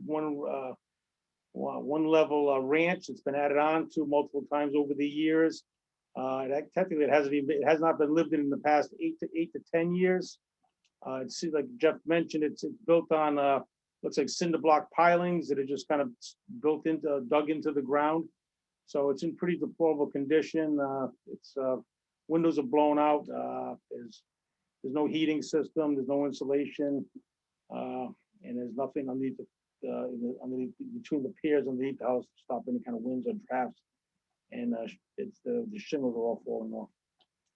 And did you look into the possibility of saving the existing house and reusing it?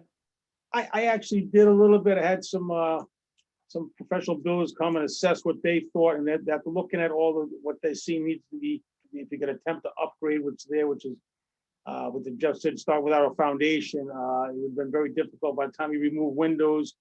and trying to get the tie downs correctly. They just thought it was, it'd be very futile to try to improve that. And at that point, did you decide to demolish the existing house and construct a new one? Correct. That's what I did. And are you planning on replacing the existing septic system with the new OWTS? Correct. We're gonna include that. And did you have the house plans prepared that were submitted along with this application? Yes, I did. I submitted them to the Jerry Brown Farm Association for their approval. Then we submitted it to the town. And how did you come up with the design for the house? Just walking around the property, looking at my neighbor's house, seeing how his house was designed and built, taking into consideration the views it had. And it was kind of the sweeping, the way the landscape was built by this high on the knoll. I just thought the design I came up with kind of fit that property very well. And Jeff worked on it with me also. And I think you stated that you submitted the design to the association for their review? I did, yes, I did, for the site committee and their board of directors. They both did a walk of the site, and the board of directors looked at the plans and they went through everything before they gave me the approvals to go forward. And Marshall Ritchie spoke previously. Are you familiar with him? Yes, I am. Is he your nearest neighbor? Yes, he is. Does he actually own, I think, two of the houses right adjacent to yours? Yes, he does. And do you essentially share the driveway with his two houses? Well, technically, that's a fire lane. Fire It's like a driveway, but it's actually a fire lane. It's a road. Yes. And if the application is approved, do you think that the proposed house will have any adverse impacts on the other houses in the area? I don't anticipate any adverse impacts at all. Thank you. I have no further questions. Okay, board members, do you have any questions for the applicant? Yeah, Rick Cherzak here. Mr. Cunningham, is there a second floor on the garage? There's gonna be a peak, there'll be no, except it'd be probably for storage at most. Okay, so there's no apartment up It's there? gonna be built, so it's gonna have a truss framing. There'll be a area up there for storage. That's it, not living space. Okay, thank you. Thank you, Mr. Jozek. Any other board members, questions for Mr. Cunningham? No? I guess you got the hard part last time. Mr. Kenyon, do you have anyone else to present? And no, I don't, Mr. Chairman. I think that's it for us.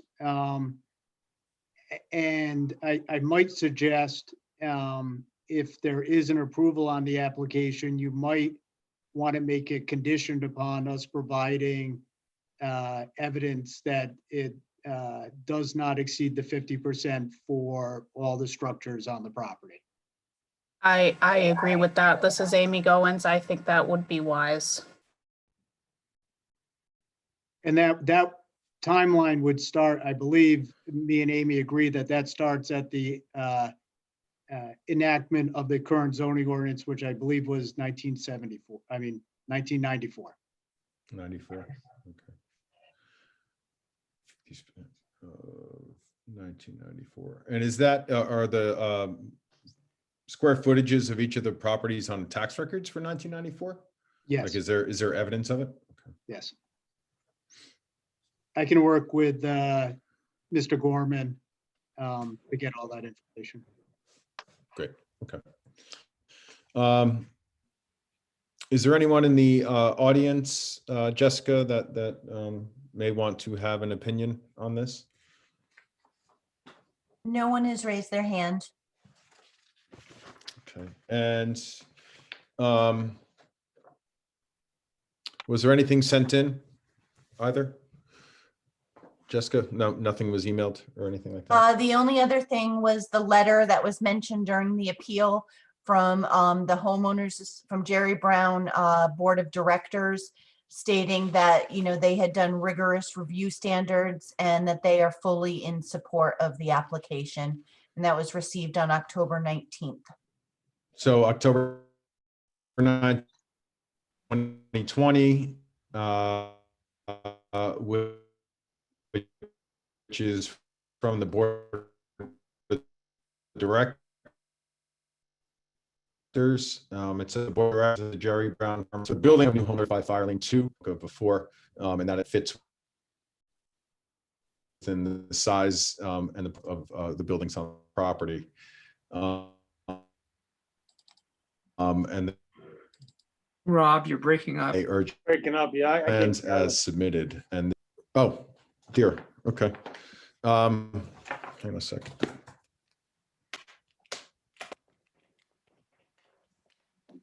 Mr. Chairman, would you like me to read the letter in?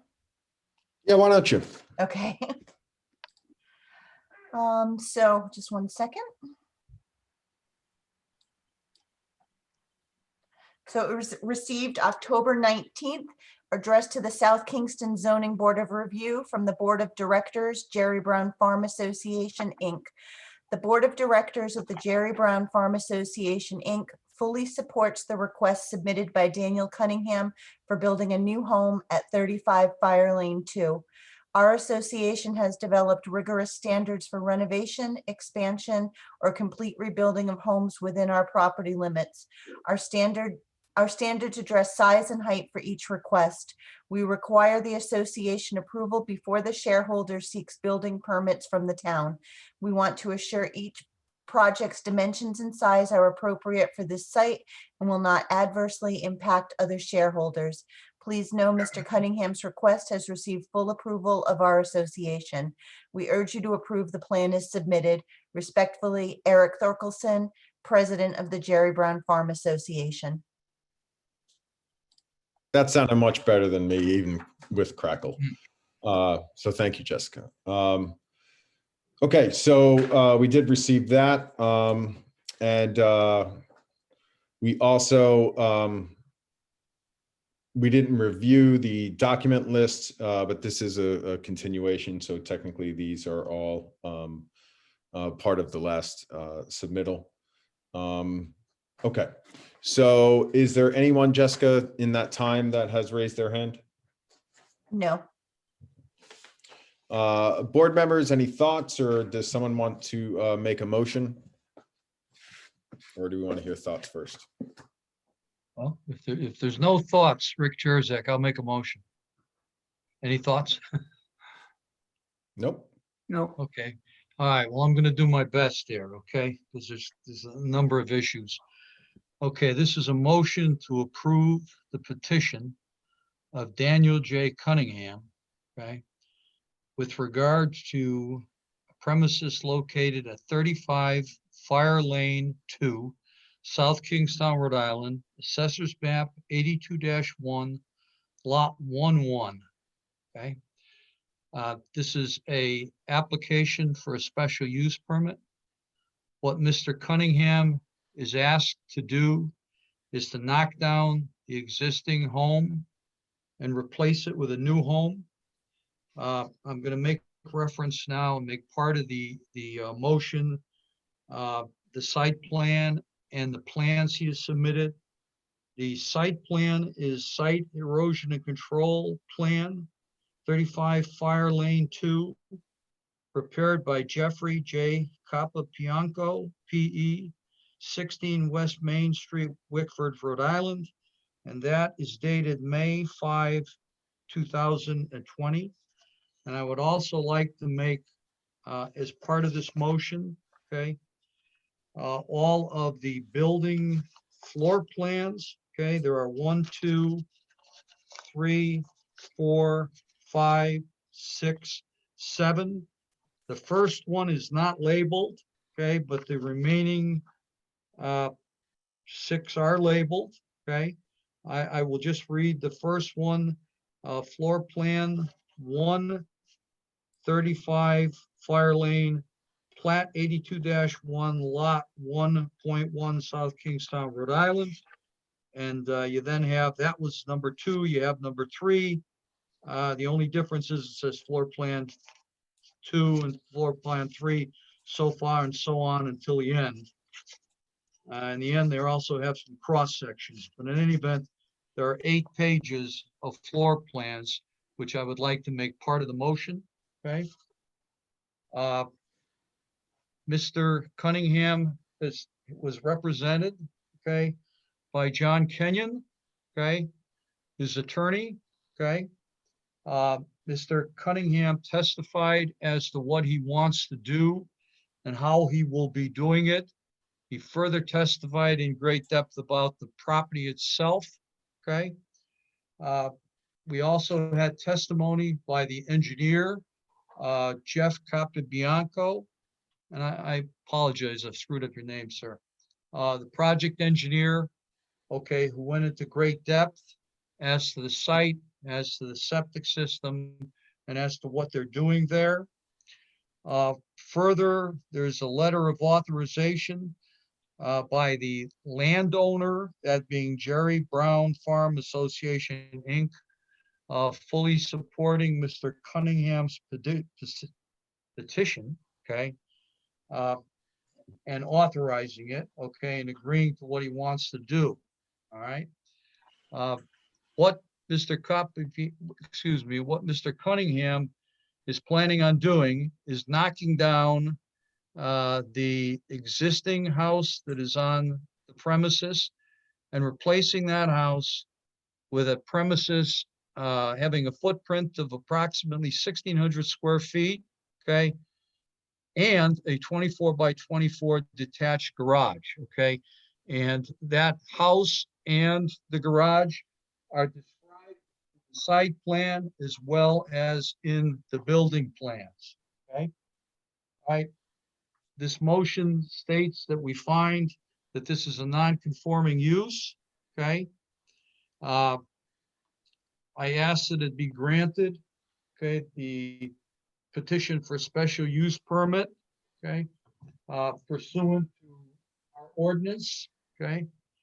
I further make part of this motion the fact that section 203 applies, okay? And that the expansion is limited to 50% of the existing structure. But the way that will be calculated will be that all the existing homes, okay, on the Jerry Farm Brown Road, it's not a subdivision, lot, okay?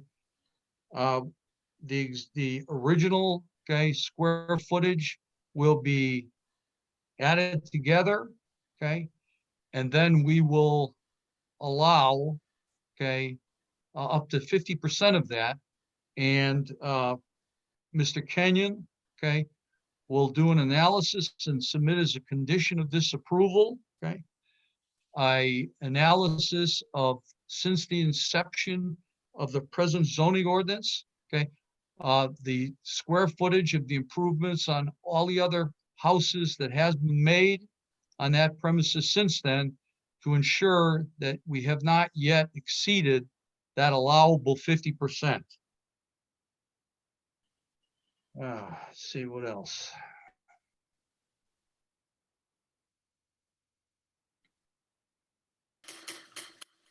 Okay, going further, pursuant to section 907, we find that this special use permit is specifically authorized by the ordinance, okay?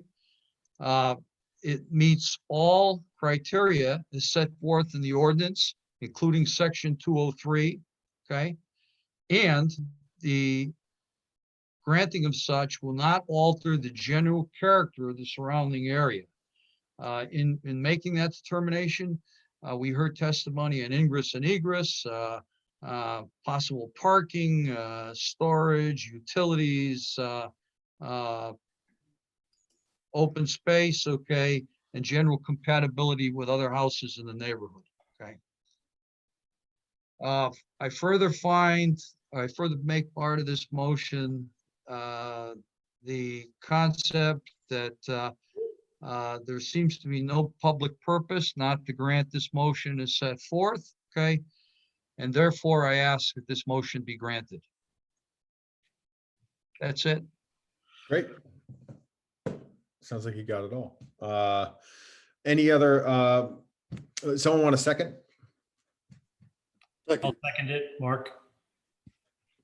Mark, Mr. Mark, second. Any discussion by board members? Yeah, Mr. Cagnetta, can I just ask, do you think, and maybe we should ask Amy, should this also be, should we have her write this opinion, or how do you feel about that? This is Amy. I am reviewing all of the decisions now. So I Okay. think, you know, that since the last few months, we've been trying to pay greater attention to how these decisions are worded. So I will be reviewing this. Okay, that takes care of my concern. I'm afraid I missed something, Mr. Cagnetta. That's the only reason. Yeah. The only thing is, did we establish whether any state permits would be needed?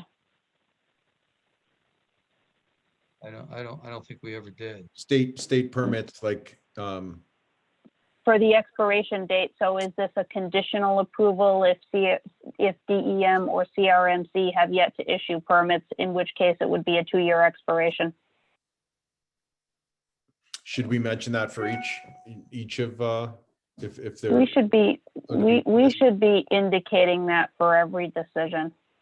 Okay, Okay, well, I add that to my motion, Mr. Cagnetta. well, thank you, Mr. Jurasak. Mr. Mark, will you second that addition? Second that addition, yes. Excellent. Any other discussion? No, hearing none. Mr. Jurasak, Aye, Mr. Mark, Aye. Mr. Daniels, Aye. Mr. Rosen, Aye. and Mr. Cagnetta is aye. Motion passes. Thank you, Mr. Cunningham. Thank you so Great. much. Thank you for your time on this board. Thank you. everybody. Thank you, everybody. We'll go get our teeth put back in. Okay, so next we have the continuation of John Hanson of 47 Walbridge Road, West Hartford, Connecticut 06119 for a dimensional variance under the zoning ordinance as follows. The applicant is proposing to construct a new single-family dwelling to replace the existing single-family dwelling. The lot is non-conforming by dimension and has reduced setbacks. The new dwelling will be located 20 feet from the property line. The required front yard setback is 25 feet, so a relief of 5 feet is requested. The new dwelling will also be located 18 feet from the right side property line.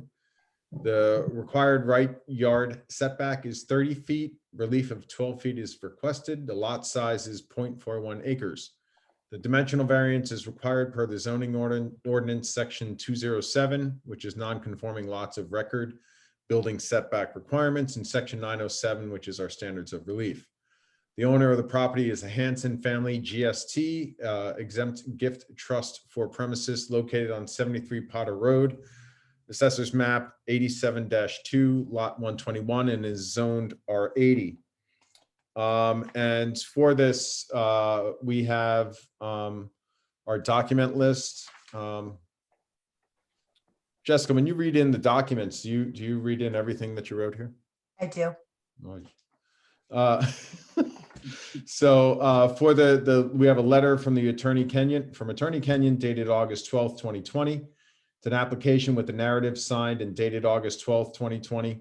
Signed and notarized owner authorization form dated August 12th, 2020.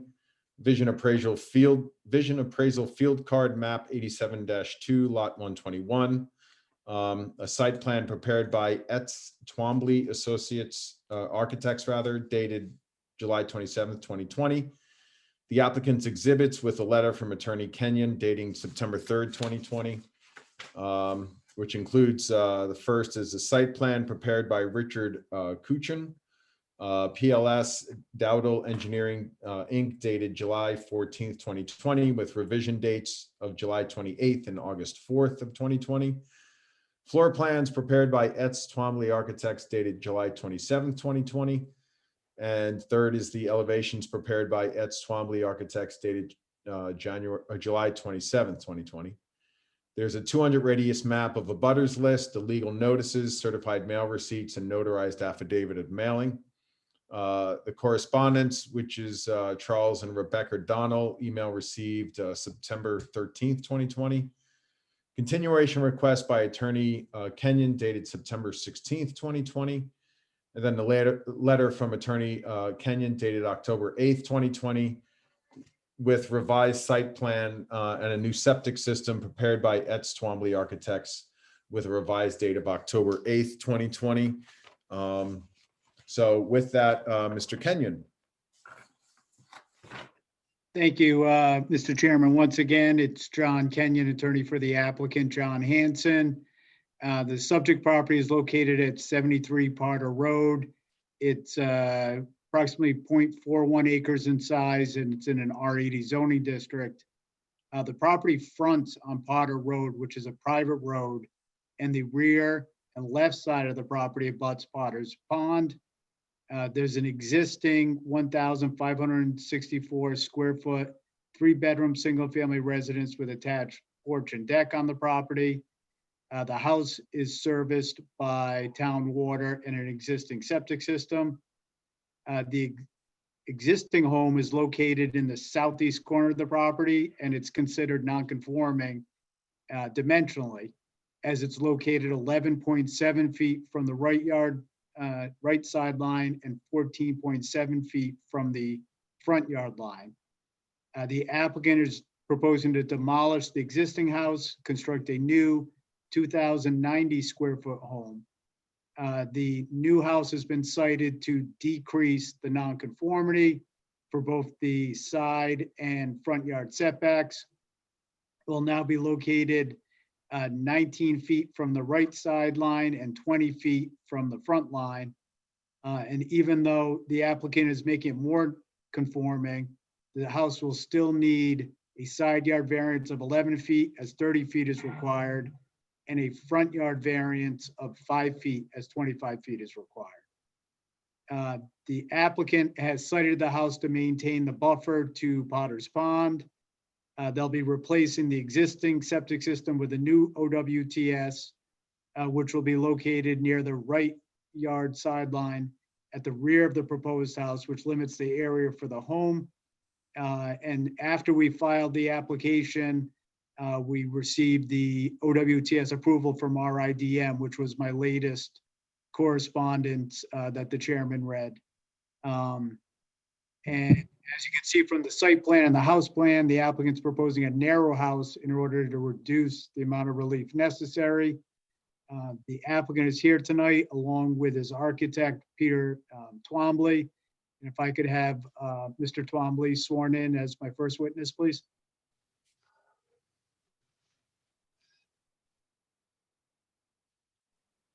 Mr. Twombly, are you there? Can you hear us? I am, yes. Okay, excellent.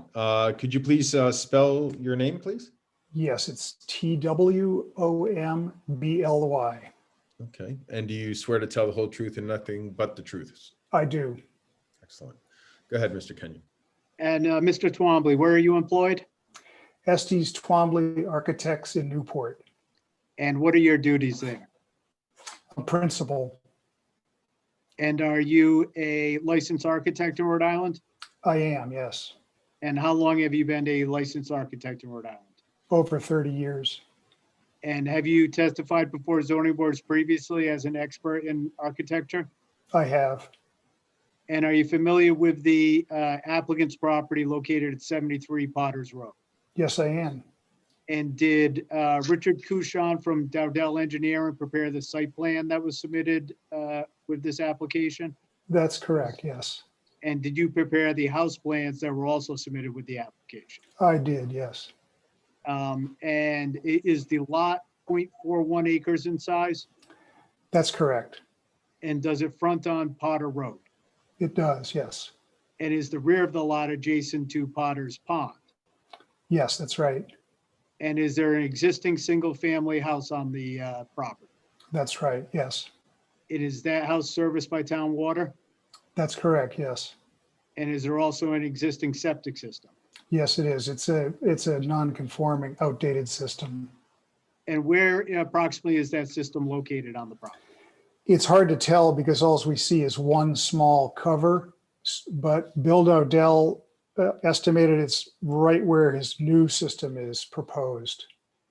So in any case, And the new system has to be outside that 50-foot coastal setback. And is the existing house within the front yard setback? It is. Is it located 14.7 feet from the front yard line? That's right. And is it also within the right side yard line setback? It is. It's, And it- yep, 11.4 feet away. And can you explain the existing condition of the existing house? Yes, it's a house of about a little over 900 square feet of footprint, and it's somewhat outdated, and it does not conform to the new flood codes. So to try to reuse it would be difficult because it'd have to be jacked up and not particularly cost effective to save. And is the applicant proposing to demolish the existing house and construct a new one that will be more conforming in regards to the setback requirements? Yes, that's right. And it conforms to the new flood zone as well. So it sits on a raised foundation. Can you explain what else needs to be done to comply with the new flood zone requirements?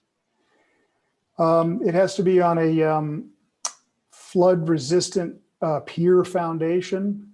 So, and it has to be raised up above the flood elevation of 16.5 feet. All walls in the ground floor area have to be breakaway construction. So it's pretty restrictive. Thank you. And will the applicant be replacing the existing septic system with a new OWTS? That's right. It's a new denitrification system. And as you stated, that's in approximately the same location where we think the existing septic system is. Correct. And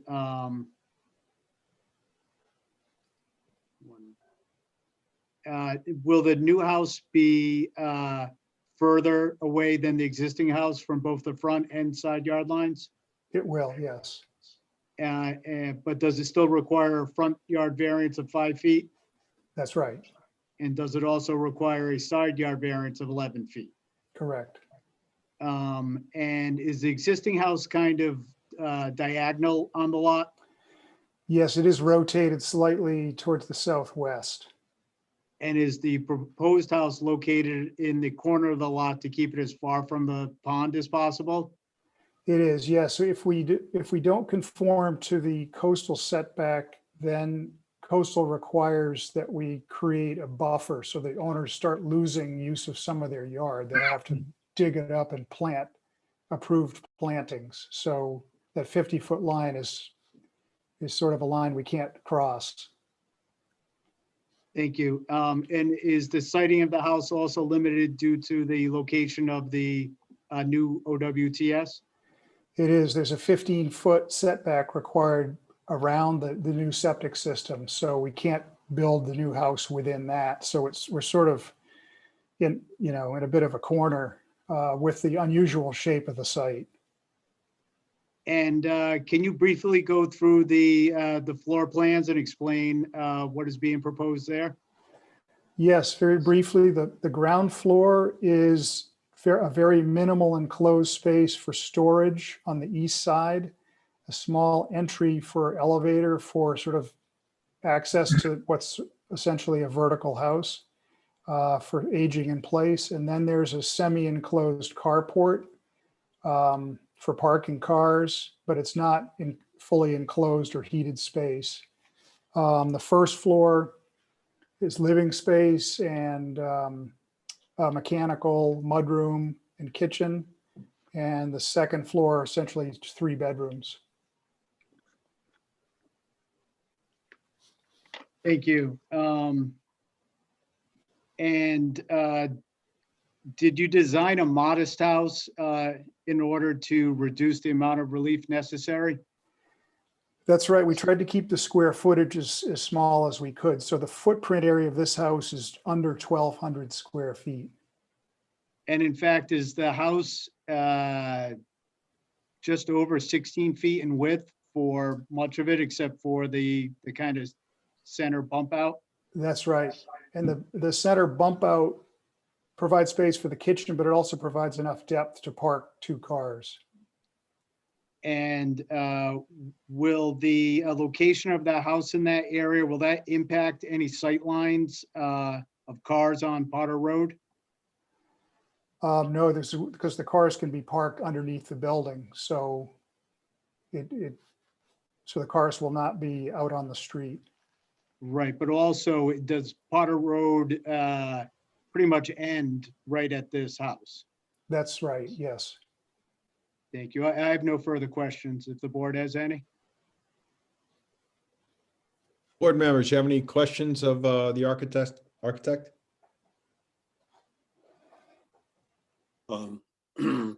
Question in general, you have CRMC approval or? We do not, we have to go through town approval first before Coastal will allow us to apply. Okay. Any other questions, board members? Are there any wetlands on this property?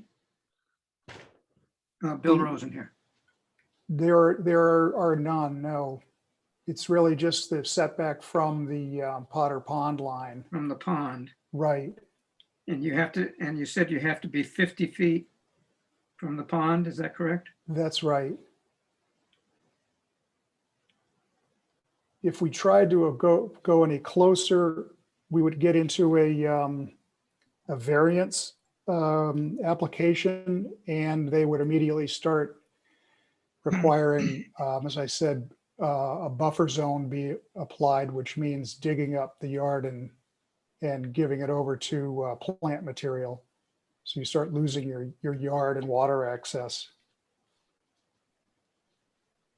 And exactly where is the OWTS? If you look at the most recent site plan, it's the October 8th site plan. You could see it as a rectangle in the east side, sort of center, front to back. So it's a dotted in rectangle, basically. And where's the leaching field? Or is there a leaching? That is actually the, it's a bottomless sand filter. So that's really okay. the leaching field. And then there's a septic tank that's a little bit closer to the house that's not shown on our site plan. It is shown on Bill Dowdell's engineering plan. And you said that there's presently a septic system in there.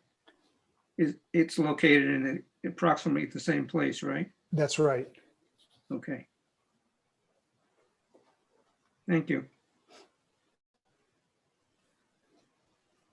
Any other board members, questions? Thank you, Mr. Twombly. Appreciate it. Yeah, absolutely. Mr. Kenyon, do you have anyone else? Yes, if I could have John Hanson sworn in.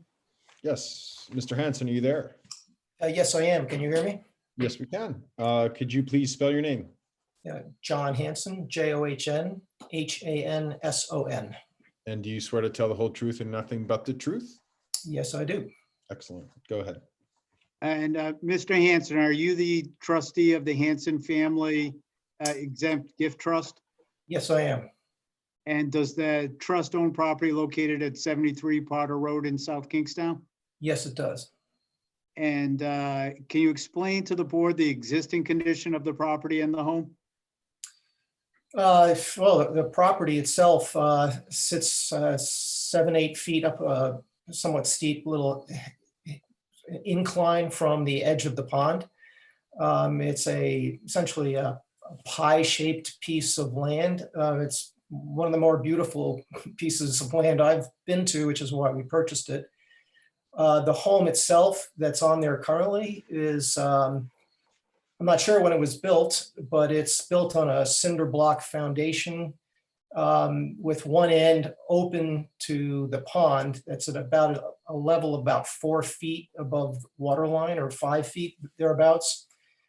And the house is, it's somewhat of an oddly designed house, and it does not really meet the needs that we foresee as we enter retirement and hope to live there at least half the year in the future. And as Mr. Twombly stated, our goal is to age in place there. And is the existing house within the right yard setback as well as the front yard setback? Yes, it's, as I understand it, non-conforming, I think is the term that's used.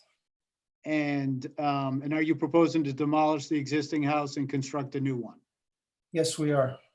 And did you retain Dowdell Engineering to prepare the OWTS plans and Mr. Twombly to design the house? Yes, to both points, yes. And where on the lot is the new OWTS proposed?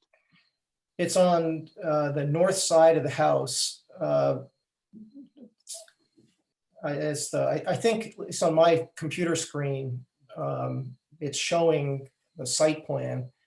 And it shows it at the bottom of this, if you can see this view, the bottom of the view is south. And there's the house on the other side of Potter Road. And then in the just to the north of that, tucked in within, staying outside the 50-foot setback for CMRC is the new denitrification system. And does the location of the OWTS there somewhat hinder the potential locations for the house? Oh, yeah. Yeah, I mean, you're really, you're backed into a corner. I mean, not figuratively, literally here. You really are stuck on where you can go with both the setbacks and the CRMC setbacks and the denitrification system. Even with that being the case, did you spend a lot of time designing and locating the house so that it would be more conforming than the existing house? Yeah, we worked with Mr. Twombly extensively, and we kept trying to iterate as best as we could. And to his credit, he came up with, I think, a beautiful design, but that is less out of conformance than the existing house. But I'm not sure we could do better than that. And did you attempt to limit the size of the house in order to reduce the zoning relief that is being requested? Yeah, well, we're certainly stuck within the space required, and also the general size and footprint that we could construct given other restrictions from CRMC. And in fact, as Mr. Twombly stated, that the width of the house is just over 16 feet, except for the bump out at the front, correct? Yeah, you can't really go wider without encroaching further on the setback towards Potter Road or encroaching on the space required for the denitrification system. I have no further questions. If the board has any, or if Mr. Hanson has anything else he'd like to say to the board.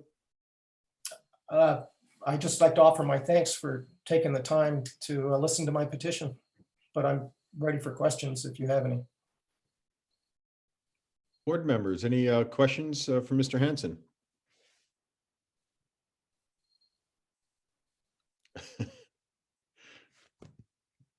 Okay. Thank you, Mr. Hanson. Thank you very much. Mr. Kenyon, is there anyone else? There is not, Mr. Chairman. I think we're all set. Okay. Board members, oh, sorry. Is there anyone out in the audience, Jessica, that may or may not be interested in this? Yes, someone, Frank Mazza raised his hand, so I'm going to allow him to talk. Okay. Mr. Mazza, can you? He needs to unmute himself. Yeah, I'm unmuted. Okay. Okay, Mr. Mazza, could you please spell and state and spell your name, please? Sure, Frank Mazza, M-A-Z-Z-A. And 55 Potter Road, Lakefield, Rhode Island. Fantastic. Do you swear to tell the whole truth and nothing but the truth, so help you God? I do. Fantastic. What would you like to say, Mr. Mazza? Okay, I just, we've spoken with Mr. Hanson and his wife about the project that he's looking to do. And I have some concerns. We've had a lot of construction on Potter Road over the past few years. And it's just, my property has been destroyed because of it. And I'm not just to start out, I'm not a big fan of the architecture that Mr. Hansen's picked out for his house, but that's his personal taste, not mine. I know there are setbacks that are involved that aren't being met. And the view that I'm going to get of his house is going to be 16 feet wide and 35 feet tall. Not optimum, not what I've been accustomed to looking at for the past 50 years. But that being said, you know, there's really not too much I can say about it, except that I wish he could come up with a little bit better design for what I'm going to look at for the rest of my life. I know he's not going to look at it. He's going to look at my house, and there's not too much I can say about that. That's the one thing. So I'm kind of opposed to the design that he's done, but so be it. The next thing I want to know is, with the OWTS, from the looks of it, it is right along my property line within probably 5 or 6 feet. And I want to know that there's going to be no construction vehicles, people, materials on my property when he's doing that, and that it is far enough away from my property that I don't have a problem in the future. I know it's been approved already by DEM, but I do have concerns with the construction of it. And then finally, the last thing is that when the house across the street from Mr. Hansen's project was being built over the past 3 years, I had construction vehicles, equipment pulling in my driveway, breaking my driveway up, tearing up my lawn, ruining the road, flooding. The road would flood out because they would dig ruts with lull machines and excavators and skid steers or trailers coming down here when it was wet and muddy in the winter. And it's just, I couldn't get into my driveway sometimes because the road was blocked. I want to make sure that he's not going to have his contractors or his people that are working on the house or their equipment in Potter Road or parking down at the end of the street. And I don't believe they can anyway because of CRMC regulations. I don't believe they can be in that 50-foot setback. So if we could put some kind of notation, if he gets his permit in there, that would address that, I would appreciate it. Okay. So, Mr. Kenyon, is there anyone amongst your team that would be willing to respond to some of these concerns?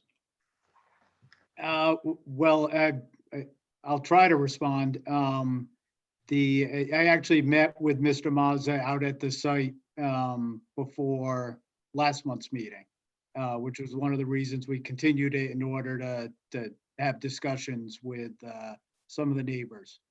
And he did express that he preferred a less narrow house. As the board knows, we have to request the least relief necessary. So the applicant, because of the septic, the OWTS, the pond, and the setback requirements, has designed the house so that he could comply with the standards that have to be met for the granting of a dimensional variance.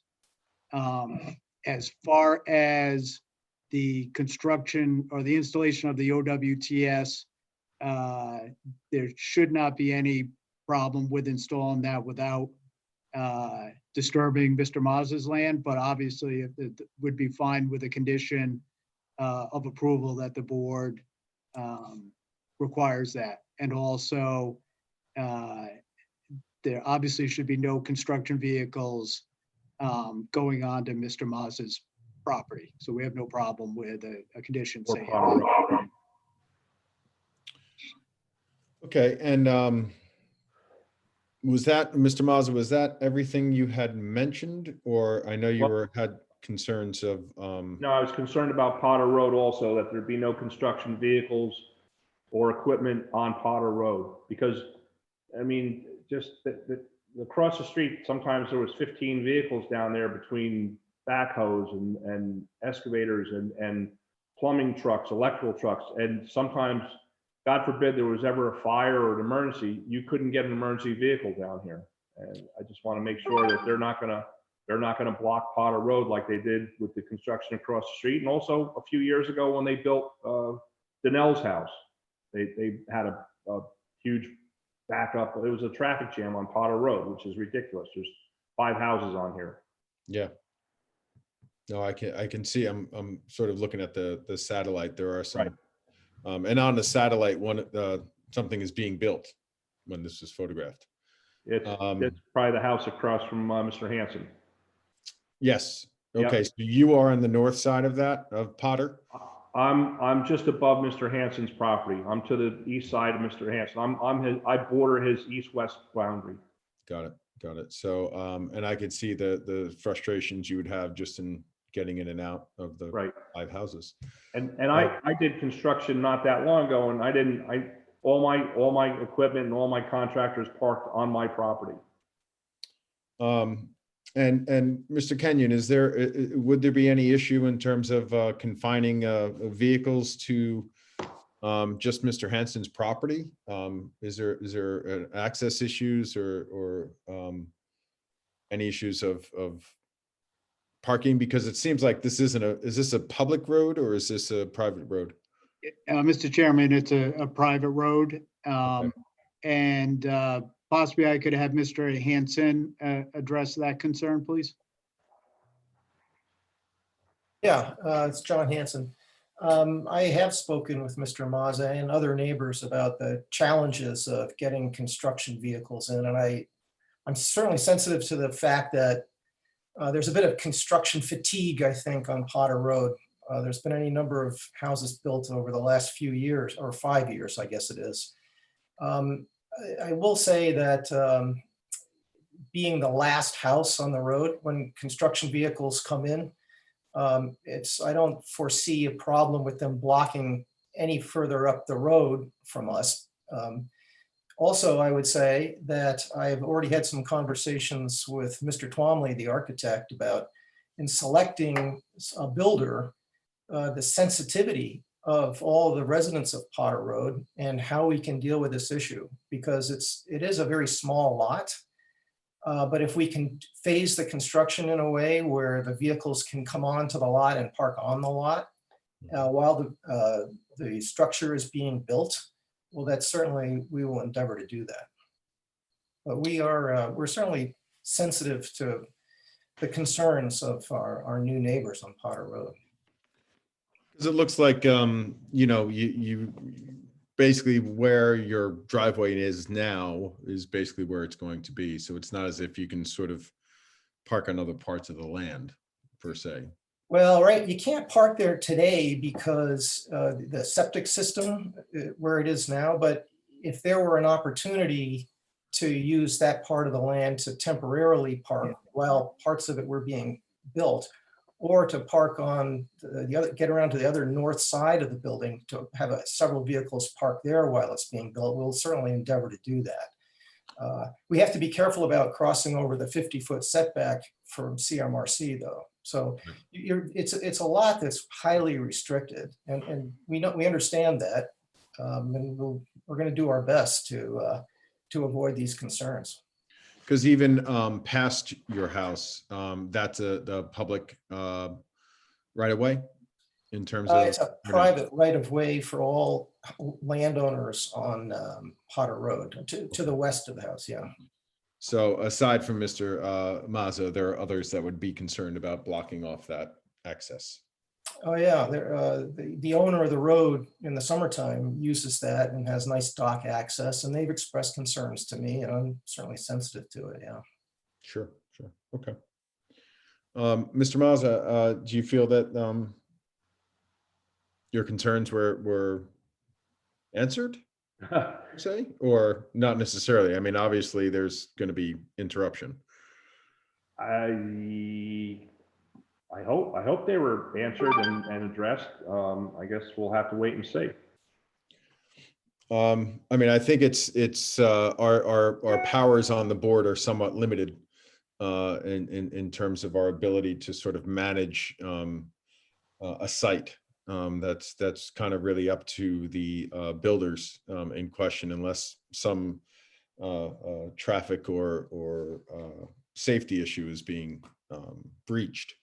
There's not much we can do. Even I think establishing restrictions might be difficult unless we spell them out, and if we're authorized to put in certain restrictions, but just how the zoning enforcement officer would be able to. So we can do our best, Mr. Mazza. I think it's just certainly staying engaged and stocking up on donuts and coffee every once in a while. Okay. No, but I think it has to do with the coordination of the site. So hopefully, Mr. Mazza, you've heard this. I mean, Mr. Hanson, you're aware that there are concerns, and you continue to pass that on.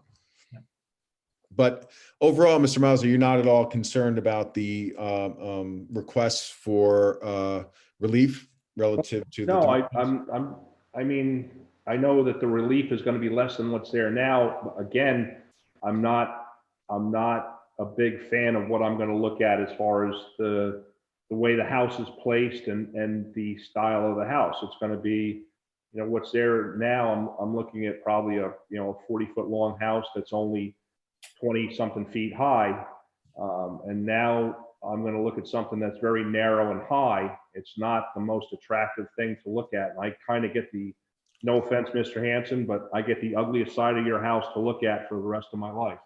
And I just rebuilt my house planning on, spending my golden days here too now. And you want to, basically stick this thing in my face. No offense. I do have to add here, if I might, that I have a lot of respect for the work that Peter Twomley has done for us. And we worked really hard as best we could to make what we can. So I'm happy with it. And I would add, Frank, that as I mentioned to you, I'm happy to try to plant some tall, narrow trees and to improve the view, try to change the ratio, the height to width ratio. And as I said to you, I'm happy to work with you on that. Okay. All right. Well, if we need to plant green giants, we'll plant green giants. Well, we're here today for the requests of the applicant, which aren't design related. No, that's fine. I mean, the relief is less. I don't have a problem with that. I just wanted to voice my opinion and made my concerns known. Thank you, Mr. Mazza. Yep. Anything else from the audience, Jessica? Yes, I have Christine Anderson. Okay. And she- Christine Anderson, can you hear I'm us? here. Okay. Yes. Could you spell your name for us, please?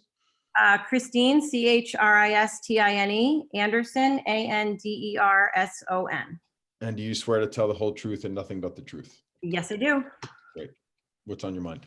So I just wanted to chime in. My husband, Michael, and I are the proud owners of Potter Road. I figured since it was brought up, it is a private road. We are the residents of 141 Old Succotash, which is the corner of Old Succotash and Potter.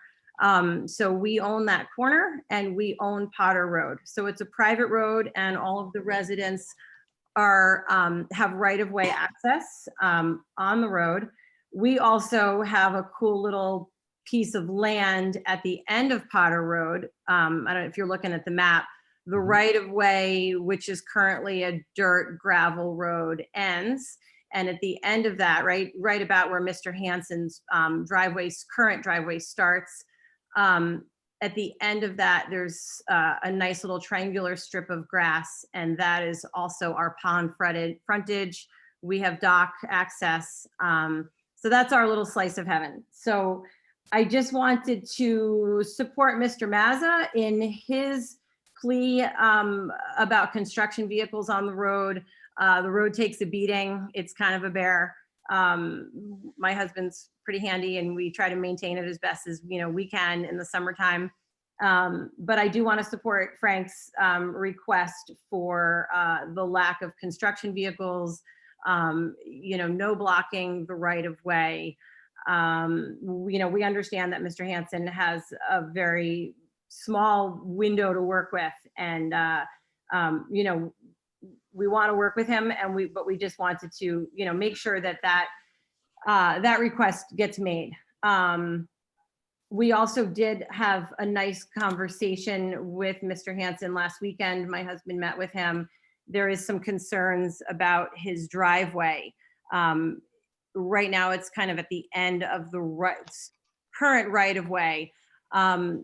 We have met with him. We've expressed our concern with him moving the driveway any closer to the pond, which kind of extends the current, the road in itself.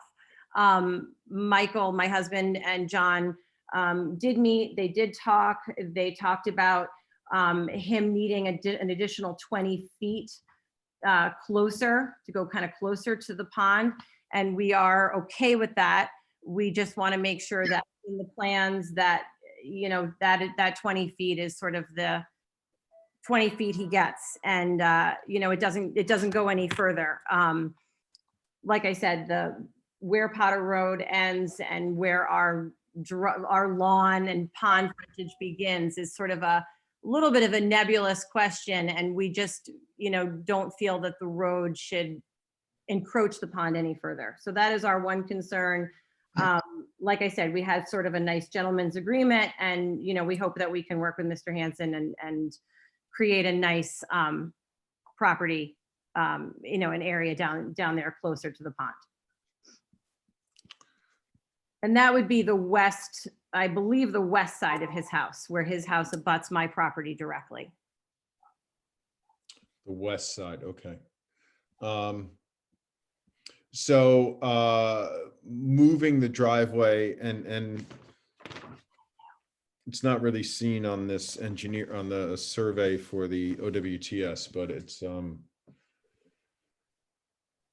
okay, so it is on the exhibit 1, I believe. It's showing, it's basically the existing driveway is right at the corner of the lot is where it starts now. Yes. Is what you're saying, Christine? And then, Yes. and then he's moving it more towards the pond, that 20 feet or so. Correct. Okay. Sorry, I might not have all my directions correct. okay. North, south, east, and west. I'm actually not looking at the picture right here. That's all right. Okay, so, but as far as, Jessica, do you have exhibit 1? Could you put that up just so Ms. Anderson can see it?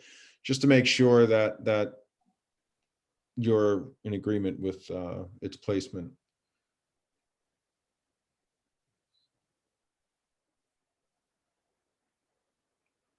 Great. Yep.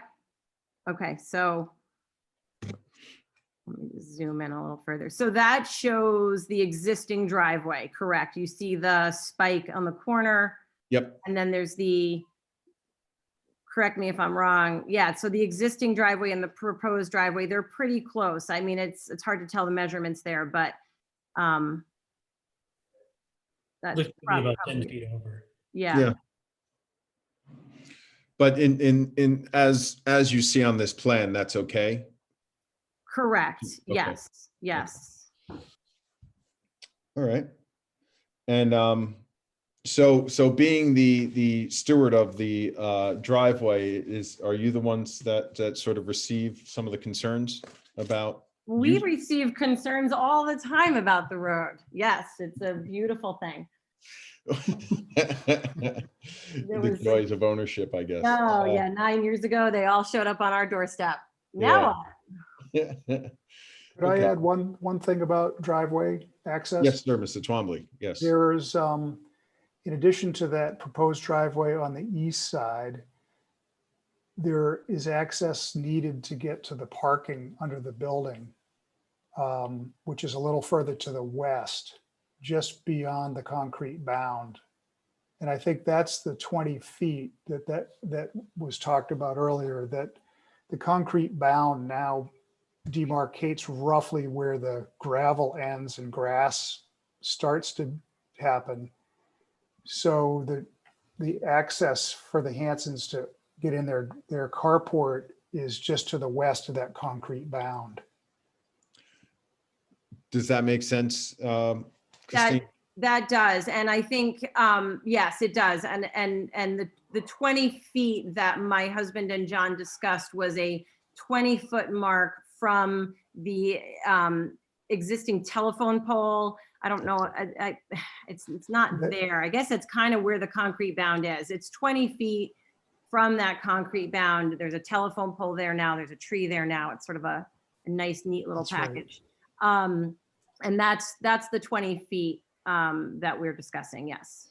But still, that's not outside of what your understanding is, Correct, as he explained it. correct. And we're just hoping that, it doesn't have to go and won't go any further closer to the pond. Yeah, I mean, I think it's just as long as everybody was looking at the same plan at the time, then everything should be clear, hopefully. So otherwise, no concerns from you, Christine? No, not regarding the variance or the on-site wastewater treatment. No, I'm fine, and I can't argue with aesthetics or anything like that. So no, our biggest concern, and we are stewards of the road, and stewards of that triangle piece of property where it says Potter Road on that plan that we're looking at. That's sort of our grass there. So those are our biggest concerns: the road and our property close to the pond, as well as the pond, and any road material. And currently, as the road sits, when we get a big rainstorm, there's a lot of wash in of dirt and gravel, and you can see it in the pond. And so we really want to make sure that once this construction is done, we can clean up the road. We make sure that things are done right, and there isn't a lot of debris and quote unquote, pollution into the pond. We want to keep it as clean as possible. Certainly. Okay. Thank you. Thank you. Anyone, any questions for Ms. Anderson before she goes? I have a quick question. In looking at like a satellite image, what was the scope of the building that is to the south of what Mr. Hanson is now that caused all the congestion in years past? Because looking at like on Google Maps, It was a large construction project. It went from a small 2 to 3 bedroom cottage to a pretty sizable home. I can't comment on variances and locations. I'm pretty sure they were well within all their boundaries, but it was a large construction project for about 3 years. Oh, it's a long time. Potter Road, the busiest road in South Kingstown. Apparently. Is that it, Mr. Mark? yes. I was just curious. Any other board members, questions for Ms. Anderson? Thank you very much. Thank you for your time. No problem. Anyone else out there, Jessica? Nope. And those were the neighbors you were talking about too, earlier when we spoke? It was a different name that had emailed me earlier, but they had the zoning agenda link and all of that. So, Okay. but no one else has raised their hand. Okay. So anything else, Mr. Kenyon? Or are you all set? I have nothing else, Mr. Chairman. I don't know, Mr. Hanson, did you have anything you wanted to add? No, I just, I guess I'd add this one point is, we're aware that the folks across the street built it's a really beautiful house. It's very intricate. It's much more complex than ours is going to be. So it took a long time with an awful lot of carpentry work. And I'd ask Peter Twomley, the architect, to correct me if I'm wrong, but I think our house is far, far easier and it should be a much shorter build cycle. So the disruption to my friends and neighbors on Potter Road should be minimum, relatively small, much smaller compared to what other folks have had to do. So I'll offer that. Well, 3 years is a long time. So. Mr. Chairman, Rick Jerzak, can I ask just one question quick to clarify stuff? Mr. Kenyon, the site plan seems to show that the house is located 19 feet from the right property line, but your application says it's 18 feet. That's correct. We went off, originally we were using, I believe it was Mr. Twombly's site plan, and then we received the updated site plan from Mr. Campobiano, Mr. Dowdell, that was submitted that shows that it's 19 feet away. So There's- we actually, we need less relief than what was in the application. And one other point there is that because the coastal boundary is so irregular, Bill Dowdell recommended leaving a little extra room so that we're not building exactly on the setback, because there's the chance that, this way we don't have to come back a second time if we find that when this is actually all staked out in the field, anything is within, 6 inches plus or minus. So that's why there was a little extra room requested based on Bill Dowdell, the engineer's recommendation. So what are we asking for, Mr. Kenyon? 19 feet or 18 feet? I believe it was advertised as 19 feet. I thought it was 18, but let's check. Right, I mean, I'm reading the agenda and it says 18 feet. And your application, I think, says 18 feet, but your site plan says 19. So one way or the other, we should decide which it's going to be. Yeah, Okay, then if the application says 18, then the advertisement would have said 18.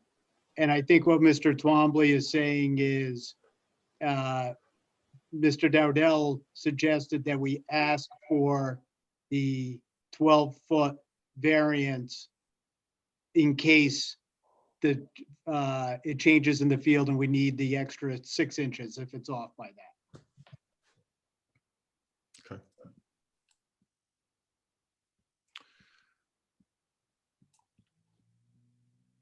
Okay. Okay. Is there any other questions? One quick question. Where's the underground garage relative to the proposed driveway? It is, it's essentially a at grade garage slash carport. And it's right in the center of the floor plan.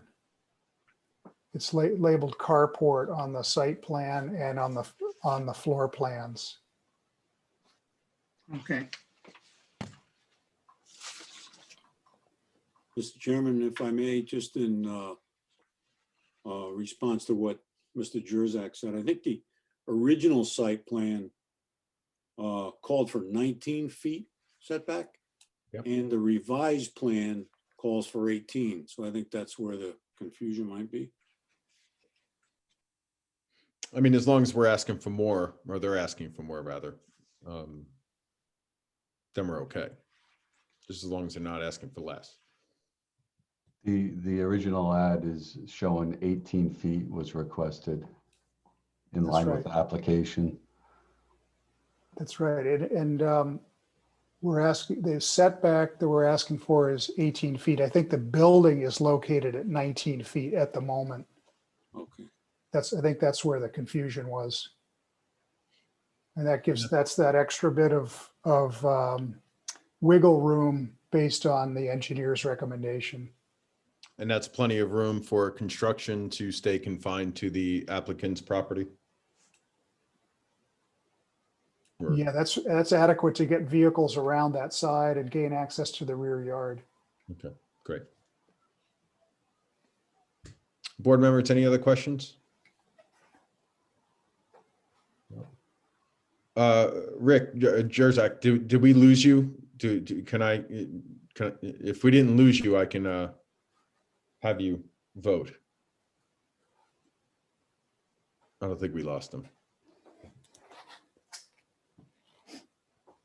You're muted, but. There you go. Is this the survey that I have, you say is not the right survey? So the one I have is dated, what the hell is it? 7/14, or no, 8/4/20. Is that the most current one, or is there one after that? There's, if I may, there was one that was submitted after that, which showed the OWTS approval. See But that, the one you're looking at is correct. it's correct, so you, It shows the house 19 feet from the right side yard line, yeah, but we requested the ability for a variance to locate at 18 feet in case the, in the field, it's determined that it has to go closer, because if we're off by just a little bit, we have to come back. okay, all right. Mhm. All right, Okay. Any other questions, board members? We're good? Okay. So does anyone have any comments, or someone want to make a motion, or are we ready for comments? Or a motion? I'll make a motion. make If somebody wants to make a ahead. comment. yep, go right ahead. I would like to make a motion to approve the petition of John Hanson, 47 Walbridge Road in West Hartford, Connecticut, for a dimensional variance under the zoning ordinance as follows. The applicant is proposing to construct a new single-family dwelling to replace the existing single-family dwelling. The lot is non-conforming by dimension and has reduced setbacks. The new dwelling will be located 20 feet from the property line. The required front yard setback is 25 feet. Relief of 5 foot is requested. The new dwelling will also be located 18 feet from the right side property line. The required right yard setback is 30 feet. Relief of 12 feet is requested.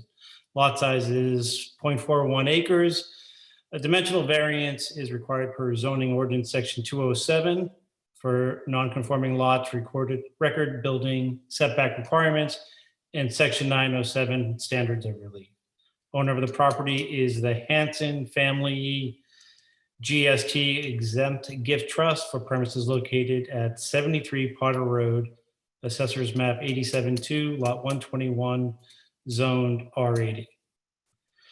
The following individuals spoke as representatives of the applicant: Attorney Kenyon, Peter Twombly of SD Twombly Architects, and Mr. Hanson himself. The opposition, and I'm not sure if it's really so much an opposition or by Frank Mazza, but more of a design perspective, I think.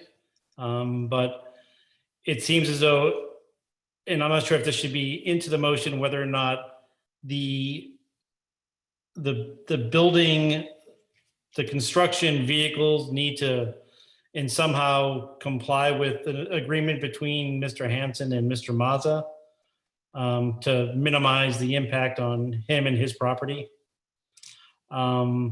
Also, we heard from the Christine Anderson as the owner of Potter Road.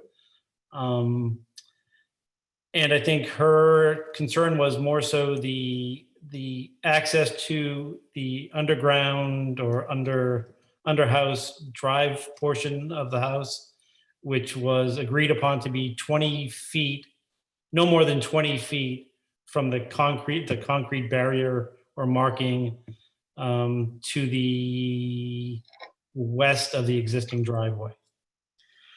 What we had into the record were architectural plans from SD Twombly Architects, the OWTS from Dardell Engineering's, and an older site plan and a new site plan.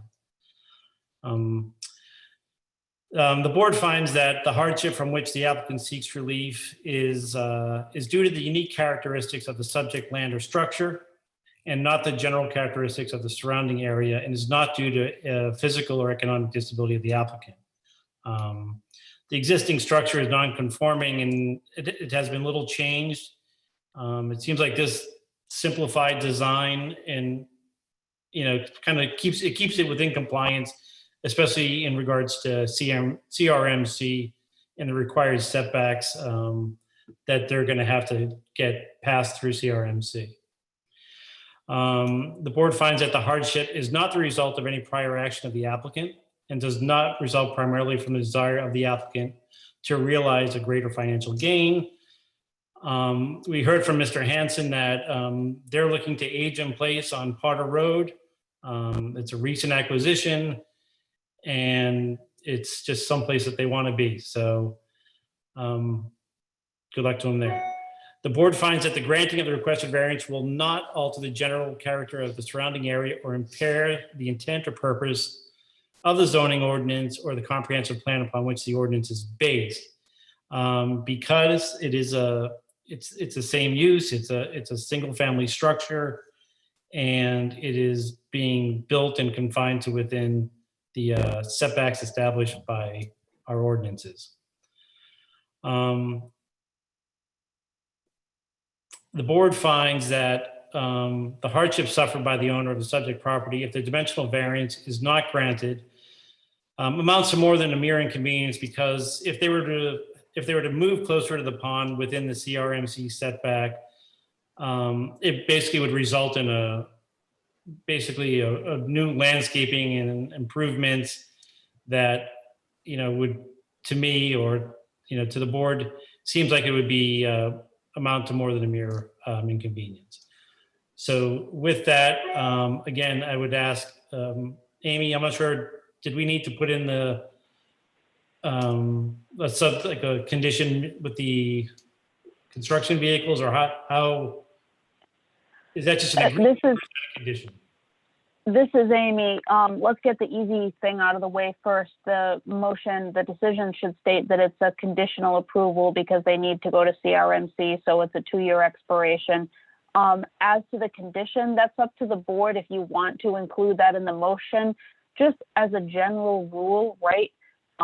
Trespass is against the law. We don't necessarily need to include that as a condition, because whether we do or not, they can seek legal recourse. That's up to the board if you want to include that as a condition if it's been an issue in the past. Well, no, because it's not our purview and it's a private road, so why should we get involved? So I would. That's my recommendation. I would amend my motion to the condition of a 2-year approval from CRMC for the site. Great. Thank you. Is there a second? Second. Mr. Rosen, second. Any other discussion?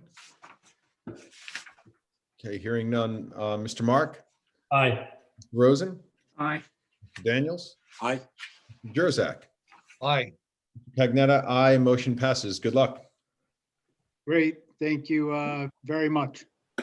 Thank you. Thank you very much. Thank you, Mr. Hanson. Okay, The chairman, excuse me. yes. You may want to note the time right now. I know. Saw that. Well, we're 3 in. Okay. So realistically, we are not going to get through all of these. We have 1, 2, 3, 4, 5, 6 left on the agenda. I think we definitely took a little longer than anticipated on the first 2.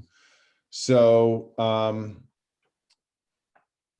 we can probably get through at least 1, but that will leave Jean Briggs, Harvey, Cardinal, and Chartier hanging, where we would need to have a special meeting designated for those remaining 4. It would also be Green because Haxton would be next, I believe. Correct. Sorry. Yes. Green, Briggs, Harvey, Cardinal, and Chartier. I apologize to all of those, but we would be here for a really long time. So we should identify another date at this time for those folks? It would be next Wednesday is our reserved meeting. So it would be the 28th. If all board members are available, or at least 5 of you. Yeah, I'm okay. Rick Jurzak. I'm okay. Mr. Okay. Daniels. Okay. I'm available as well, so. Should we have to make a motion to move these, or we're just, okay? Make sure, Mr. Chairman, let's make sure we have 5. I only heard 3 of us. I only heard yourself, Mr. Jurzak, and myself. I didn't hear. I'm available as well. Okay, Mr. Okay. Charlie. Mr. Mark, are you available? Yes, I am. And Mr. Rosen, you available? I think I will be, yes. Okay. It's okay if you think you, because there's nothing continuing, so everything is fresh. So technically, Well, we have an extra alternate and he said he's going to be available, so. that's right. That's right. Right into the fire. Okay.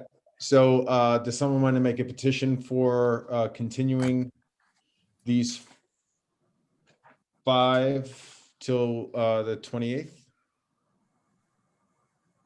Yeah, sure, I'll do it. Thank you. Move to continue the petition of Jeffrey Green and the petition of Linda Jean Briggs and the petition of William Harvey and the petition of Maureen and John Cardinal and the petition of John and Lee Chartier to Wednesday, October 28th, 7 p.m., at which time these petitions will be heard. So moved. Thank you, sir. Any other, or is there a second? I would just, and I would just ask if any of those applicants can't make it next Wednesday, they should raise their hands now and we'll just continue their applications to the next regular meeting date in November. But I think unless we hear from them now through the hand raise, that they can't, that next Wednesday is not good. Let's put them all over till then, except for the next one, of course, the Haxton application. Yes. Thank you. So we'll give them an opportunity to raise their hands. And if for some reason they didn't show up next week, we would continue them as a anyway. Yeah. No one has raised their hand, Mr. Chairman. And then to let all of those applicants know, they are going to receive a new Zoom link. The Zoom link for tonight will not be good for next week's meeting. So I will send a new Zoom link out tomorrow for the meeting on the 28th. And there's no action on their part in terms of notifications to neighbors or anything like that. They No. just need to show up next week. Exactly. Is there a second from anyone? Second. Second, Mr. Rosen. Any other discussion? Okay, hearing none. Mr. Daniels, Aye. Mr. Rosen, Aye. Mr. Jurzak, Aye. Mark, Aye. Pagnetta, aye. Motion passes for all those.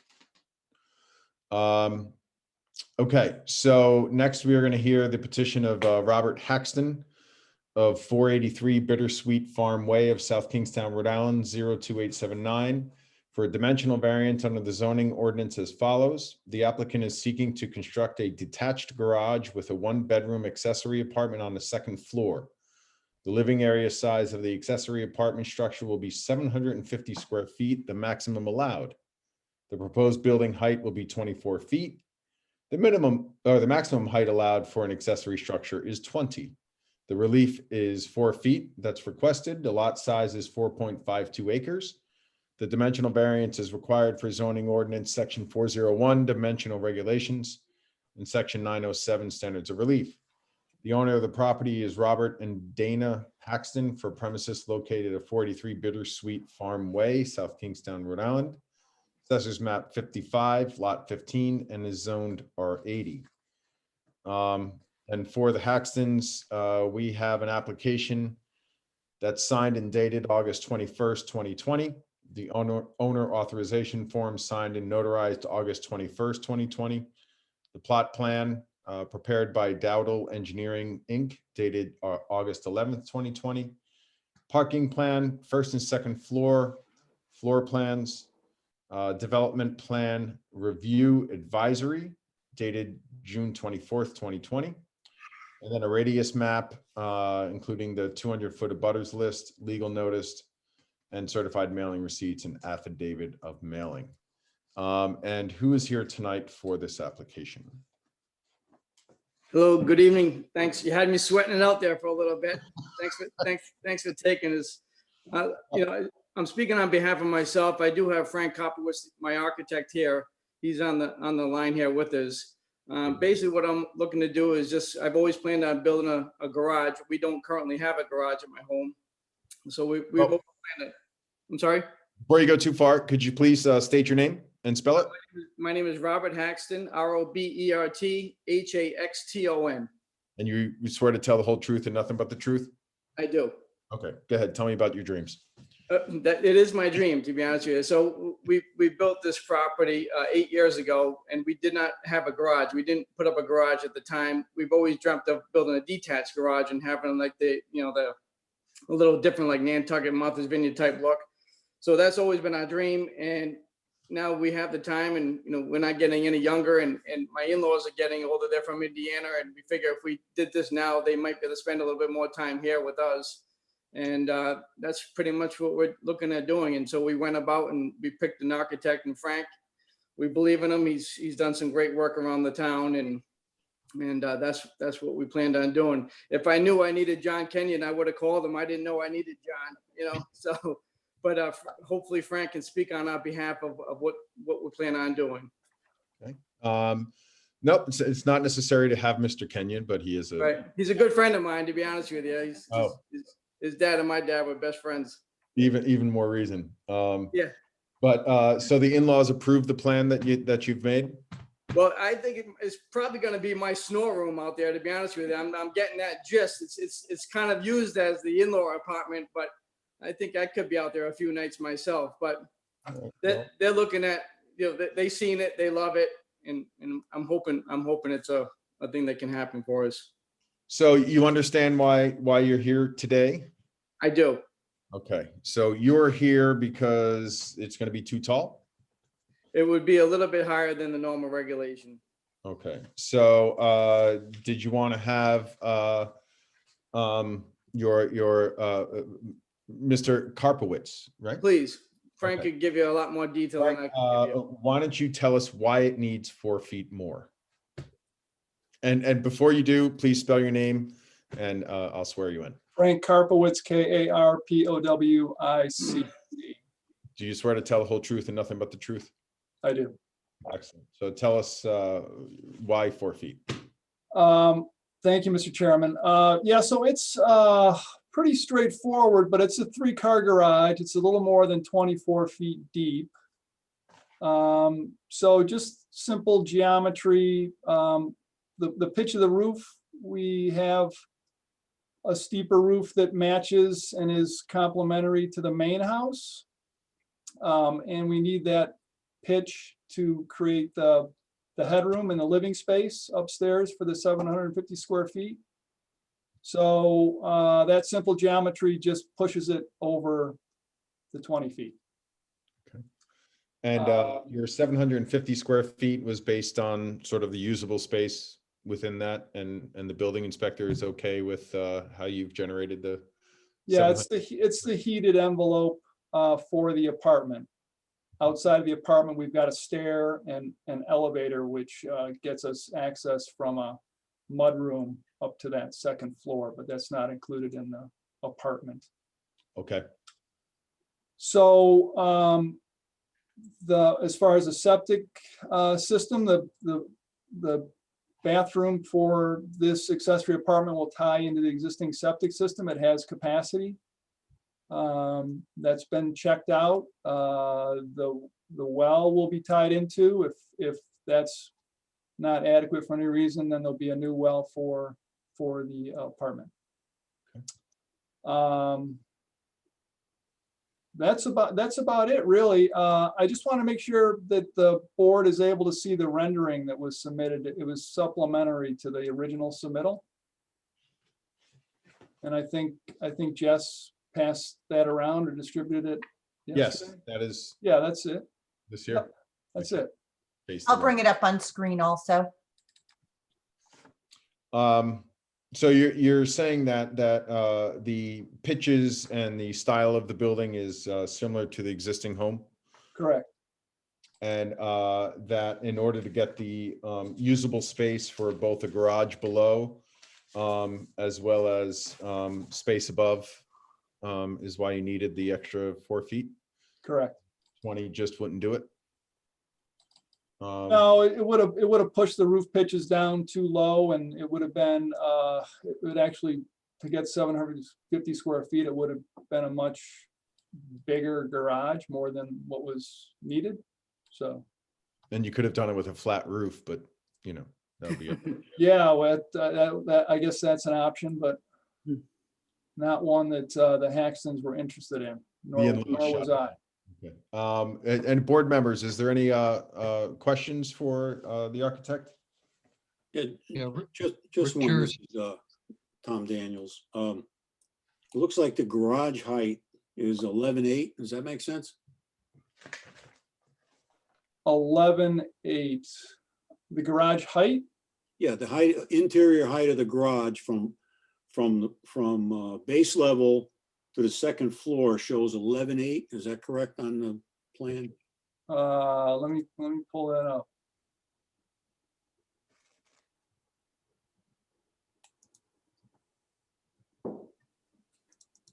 $11.2, but it could be. Well, it's up to the second floor. From the slab to the floor, it's 11.2. 11.2, okay, I misread that. So Yeah, that's, the garage doors are 8 feet high. all right. So that's the interior height of the garage is 11.2, basically, correct? Well, there's gonna be floor structure, so it's gonna be a little less than 10 feet. Okay. I just want to see if, in your opinion, that's a proper height or at least necessary height for a proper garage. Well, for a larger than average vehicle, it is. Okay, thank you.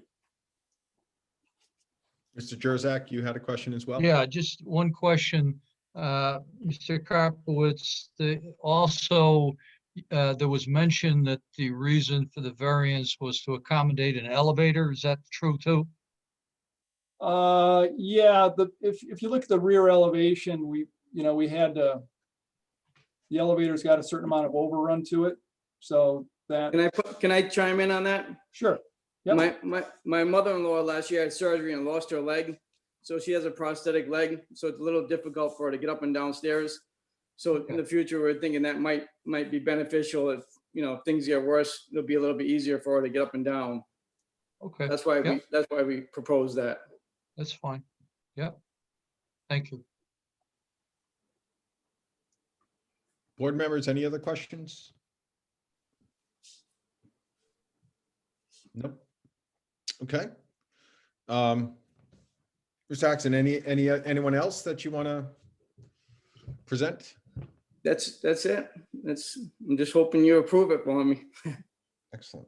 Okay, is there anyone out there, Jessica? Anyone left in the audience? I can tell No you I one don't is- have any neighbors. No one is, well, there's people there, but no one's raised their hand. Yeah, I would like to add that, the garage is, correct me if I'm wrong, Bob, but I don't think any of the neighbors can even see the garage, can they? Not unless they have a telescope. Yeah. Okay. Excellent. So no one else in the audience? Board members have any thoughts or someone want to make a motion? Okay, I'll make a motion. Thank you. Rick Jurzak, okay. All right, this is, I'd like to make a motion to approve the petition.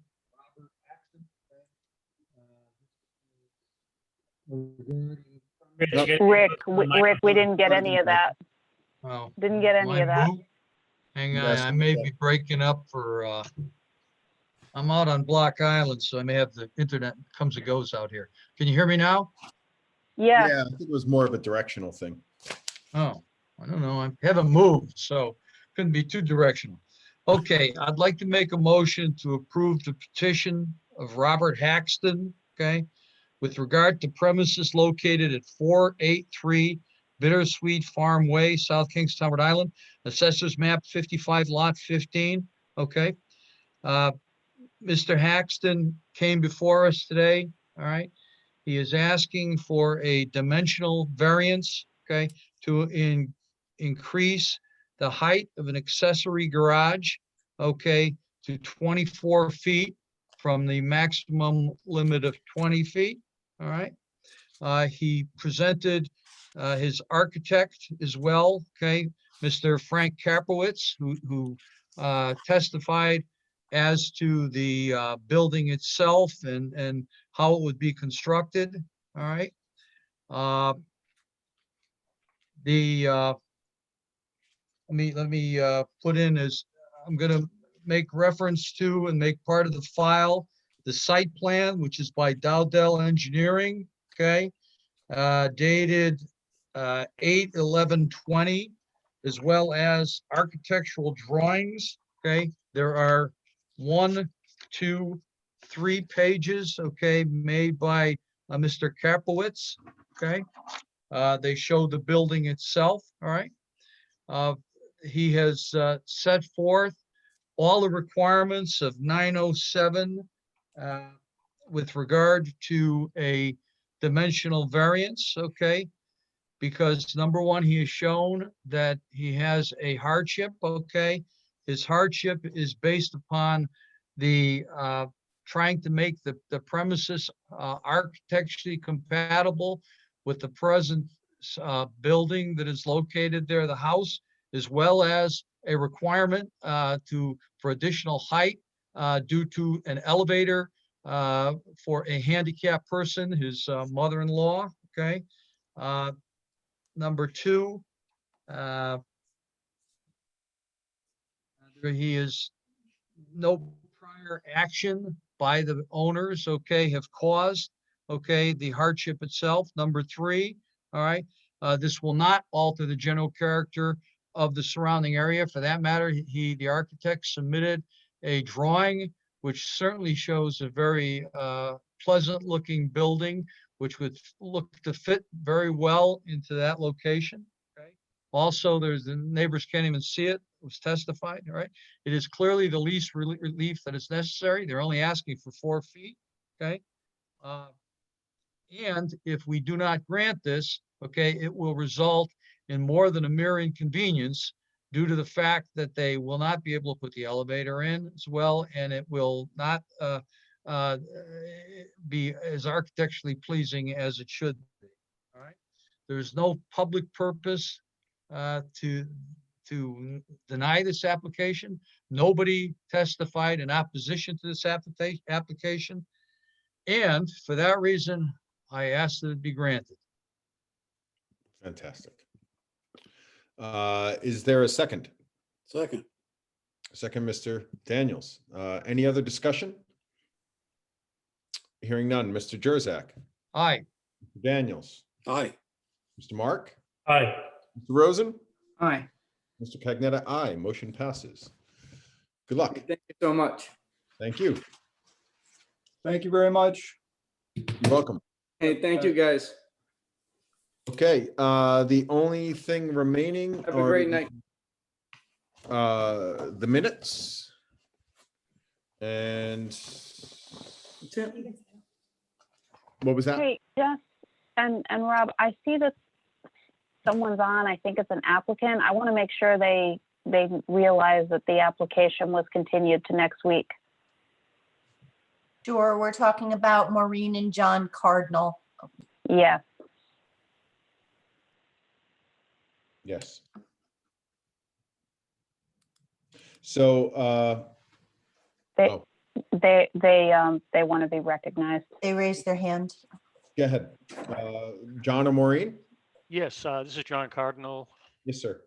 I heard our name. We were paying attention, but yeah, we knew it was going to be postponed to next week, and that's fine. Okay. We were just listening to the petition of Mr. Haxton. Well, thank you. Okay, great. You guys are so entertaining. Yeah, you should see us at a party. So, Okay, great. So if you don't need anything, we'll just talk to you guys next week. Thank you.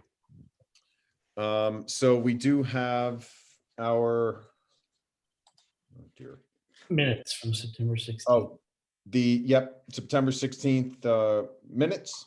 I would love to make a motion to accept the minutes of the September 16th meeting. Mr. Mark makes an enthusiastic motion. Is there anyone else that'll second? Sure, second. Mr. Daniels with a less than enthusiastic second. Is there a discussion? Hearing none. Mr. Mark? Aye. Mr. Daniels? Aye. Mr. Jurzak? Aye. Rosen? Aye. Pednetta, aye. The minutes pass. And then November 18th, is there anyone that's going away to an exotic place that will not be here on November 18th? I might be gone for the next 2 months from that meeting. But if it's staying on Zoom, I'm guessing I could probably still make it. Well, the only thing I would ask is Mr. Jurzak has already thrown his hat into someone who might not be able to make it now and again. So I think we'll just make sure we're coordinating that we have everybody here. But as far as you know, Mr. Jurzak, you will be here on the 18th? Again, as long as we're doing it by way of Zoom, yes. Yeah, I can't see much happening different for some time, especially through the winter. I think, obviously there's everyone's health that will depend on to make the meetings. But I don't see any reason why we can't continue this way. And hopefully, which I forgot to mention, Jessica, that we need more people as more people were here, but it's not like we have a big audience, but. I do believe someone had talked to Jamie and maybe throwing his hat in, to go before council for an application. I don't believe the application has come in yet, though. Okay. That I'm aware of. Keep seeking them. I think we've got a great board, but we're always looking for more. And we're very happy to have Casey here now. Yes, and Casey, I if you've experienced a little bit of it tonight, but I think we can certainly use your insight and experience. So we look forward to working with you. As do I. Happy to be here. Thank you. Thank you. So. And then also, yes, I know I'd mentioned it to the panelists, but you'll all get a new link tomorrow for the 28th because it's a whole different meeting number. Okay. And Mr. then Chairman, Amy, you were mentioning that there might be some training for us coming up, or no? Well, I don't necessarily want to repeat for the rest of the board, what I already gave, but maybe for Casey and for the new member who I assume will be appointed within the month, I could do a special training session for them that obviously if you want to hear a repeat of what I gave in September, you're welcome to hear it again. But, there's also, I should mention, at some point down the line, I think the Ethics Commission is going to offer a training for South Kingstown. Now, that's not zoning, that's just general ethics rules. And I don't know when our office will be doing a general Open Meetings Act training, but I'll keep you all posted. Amy, I have a question for you, if I may.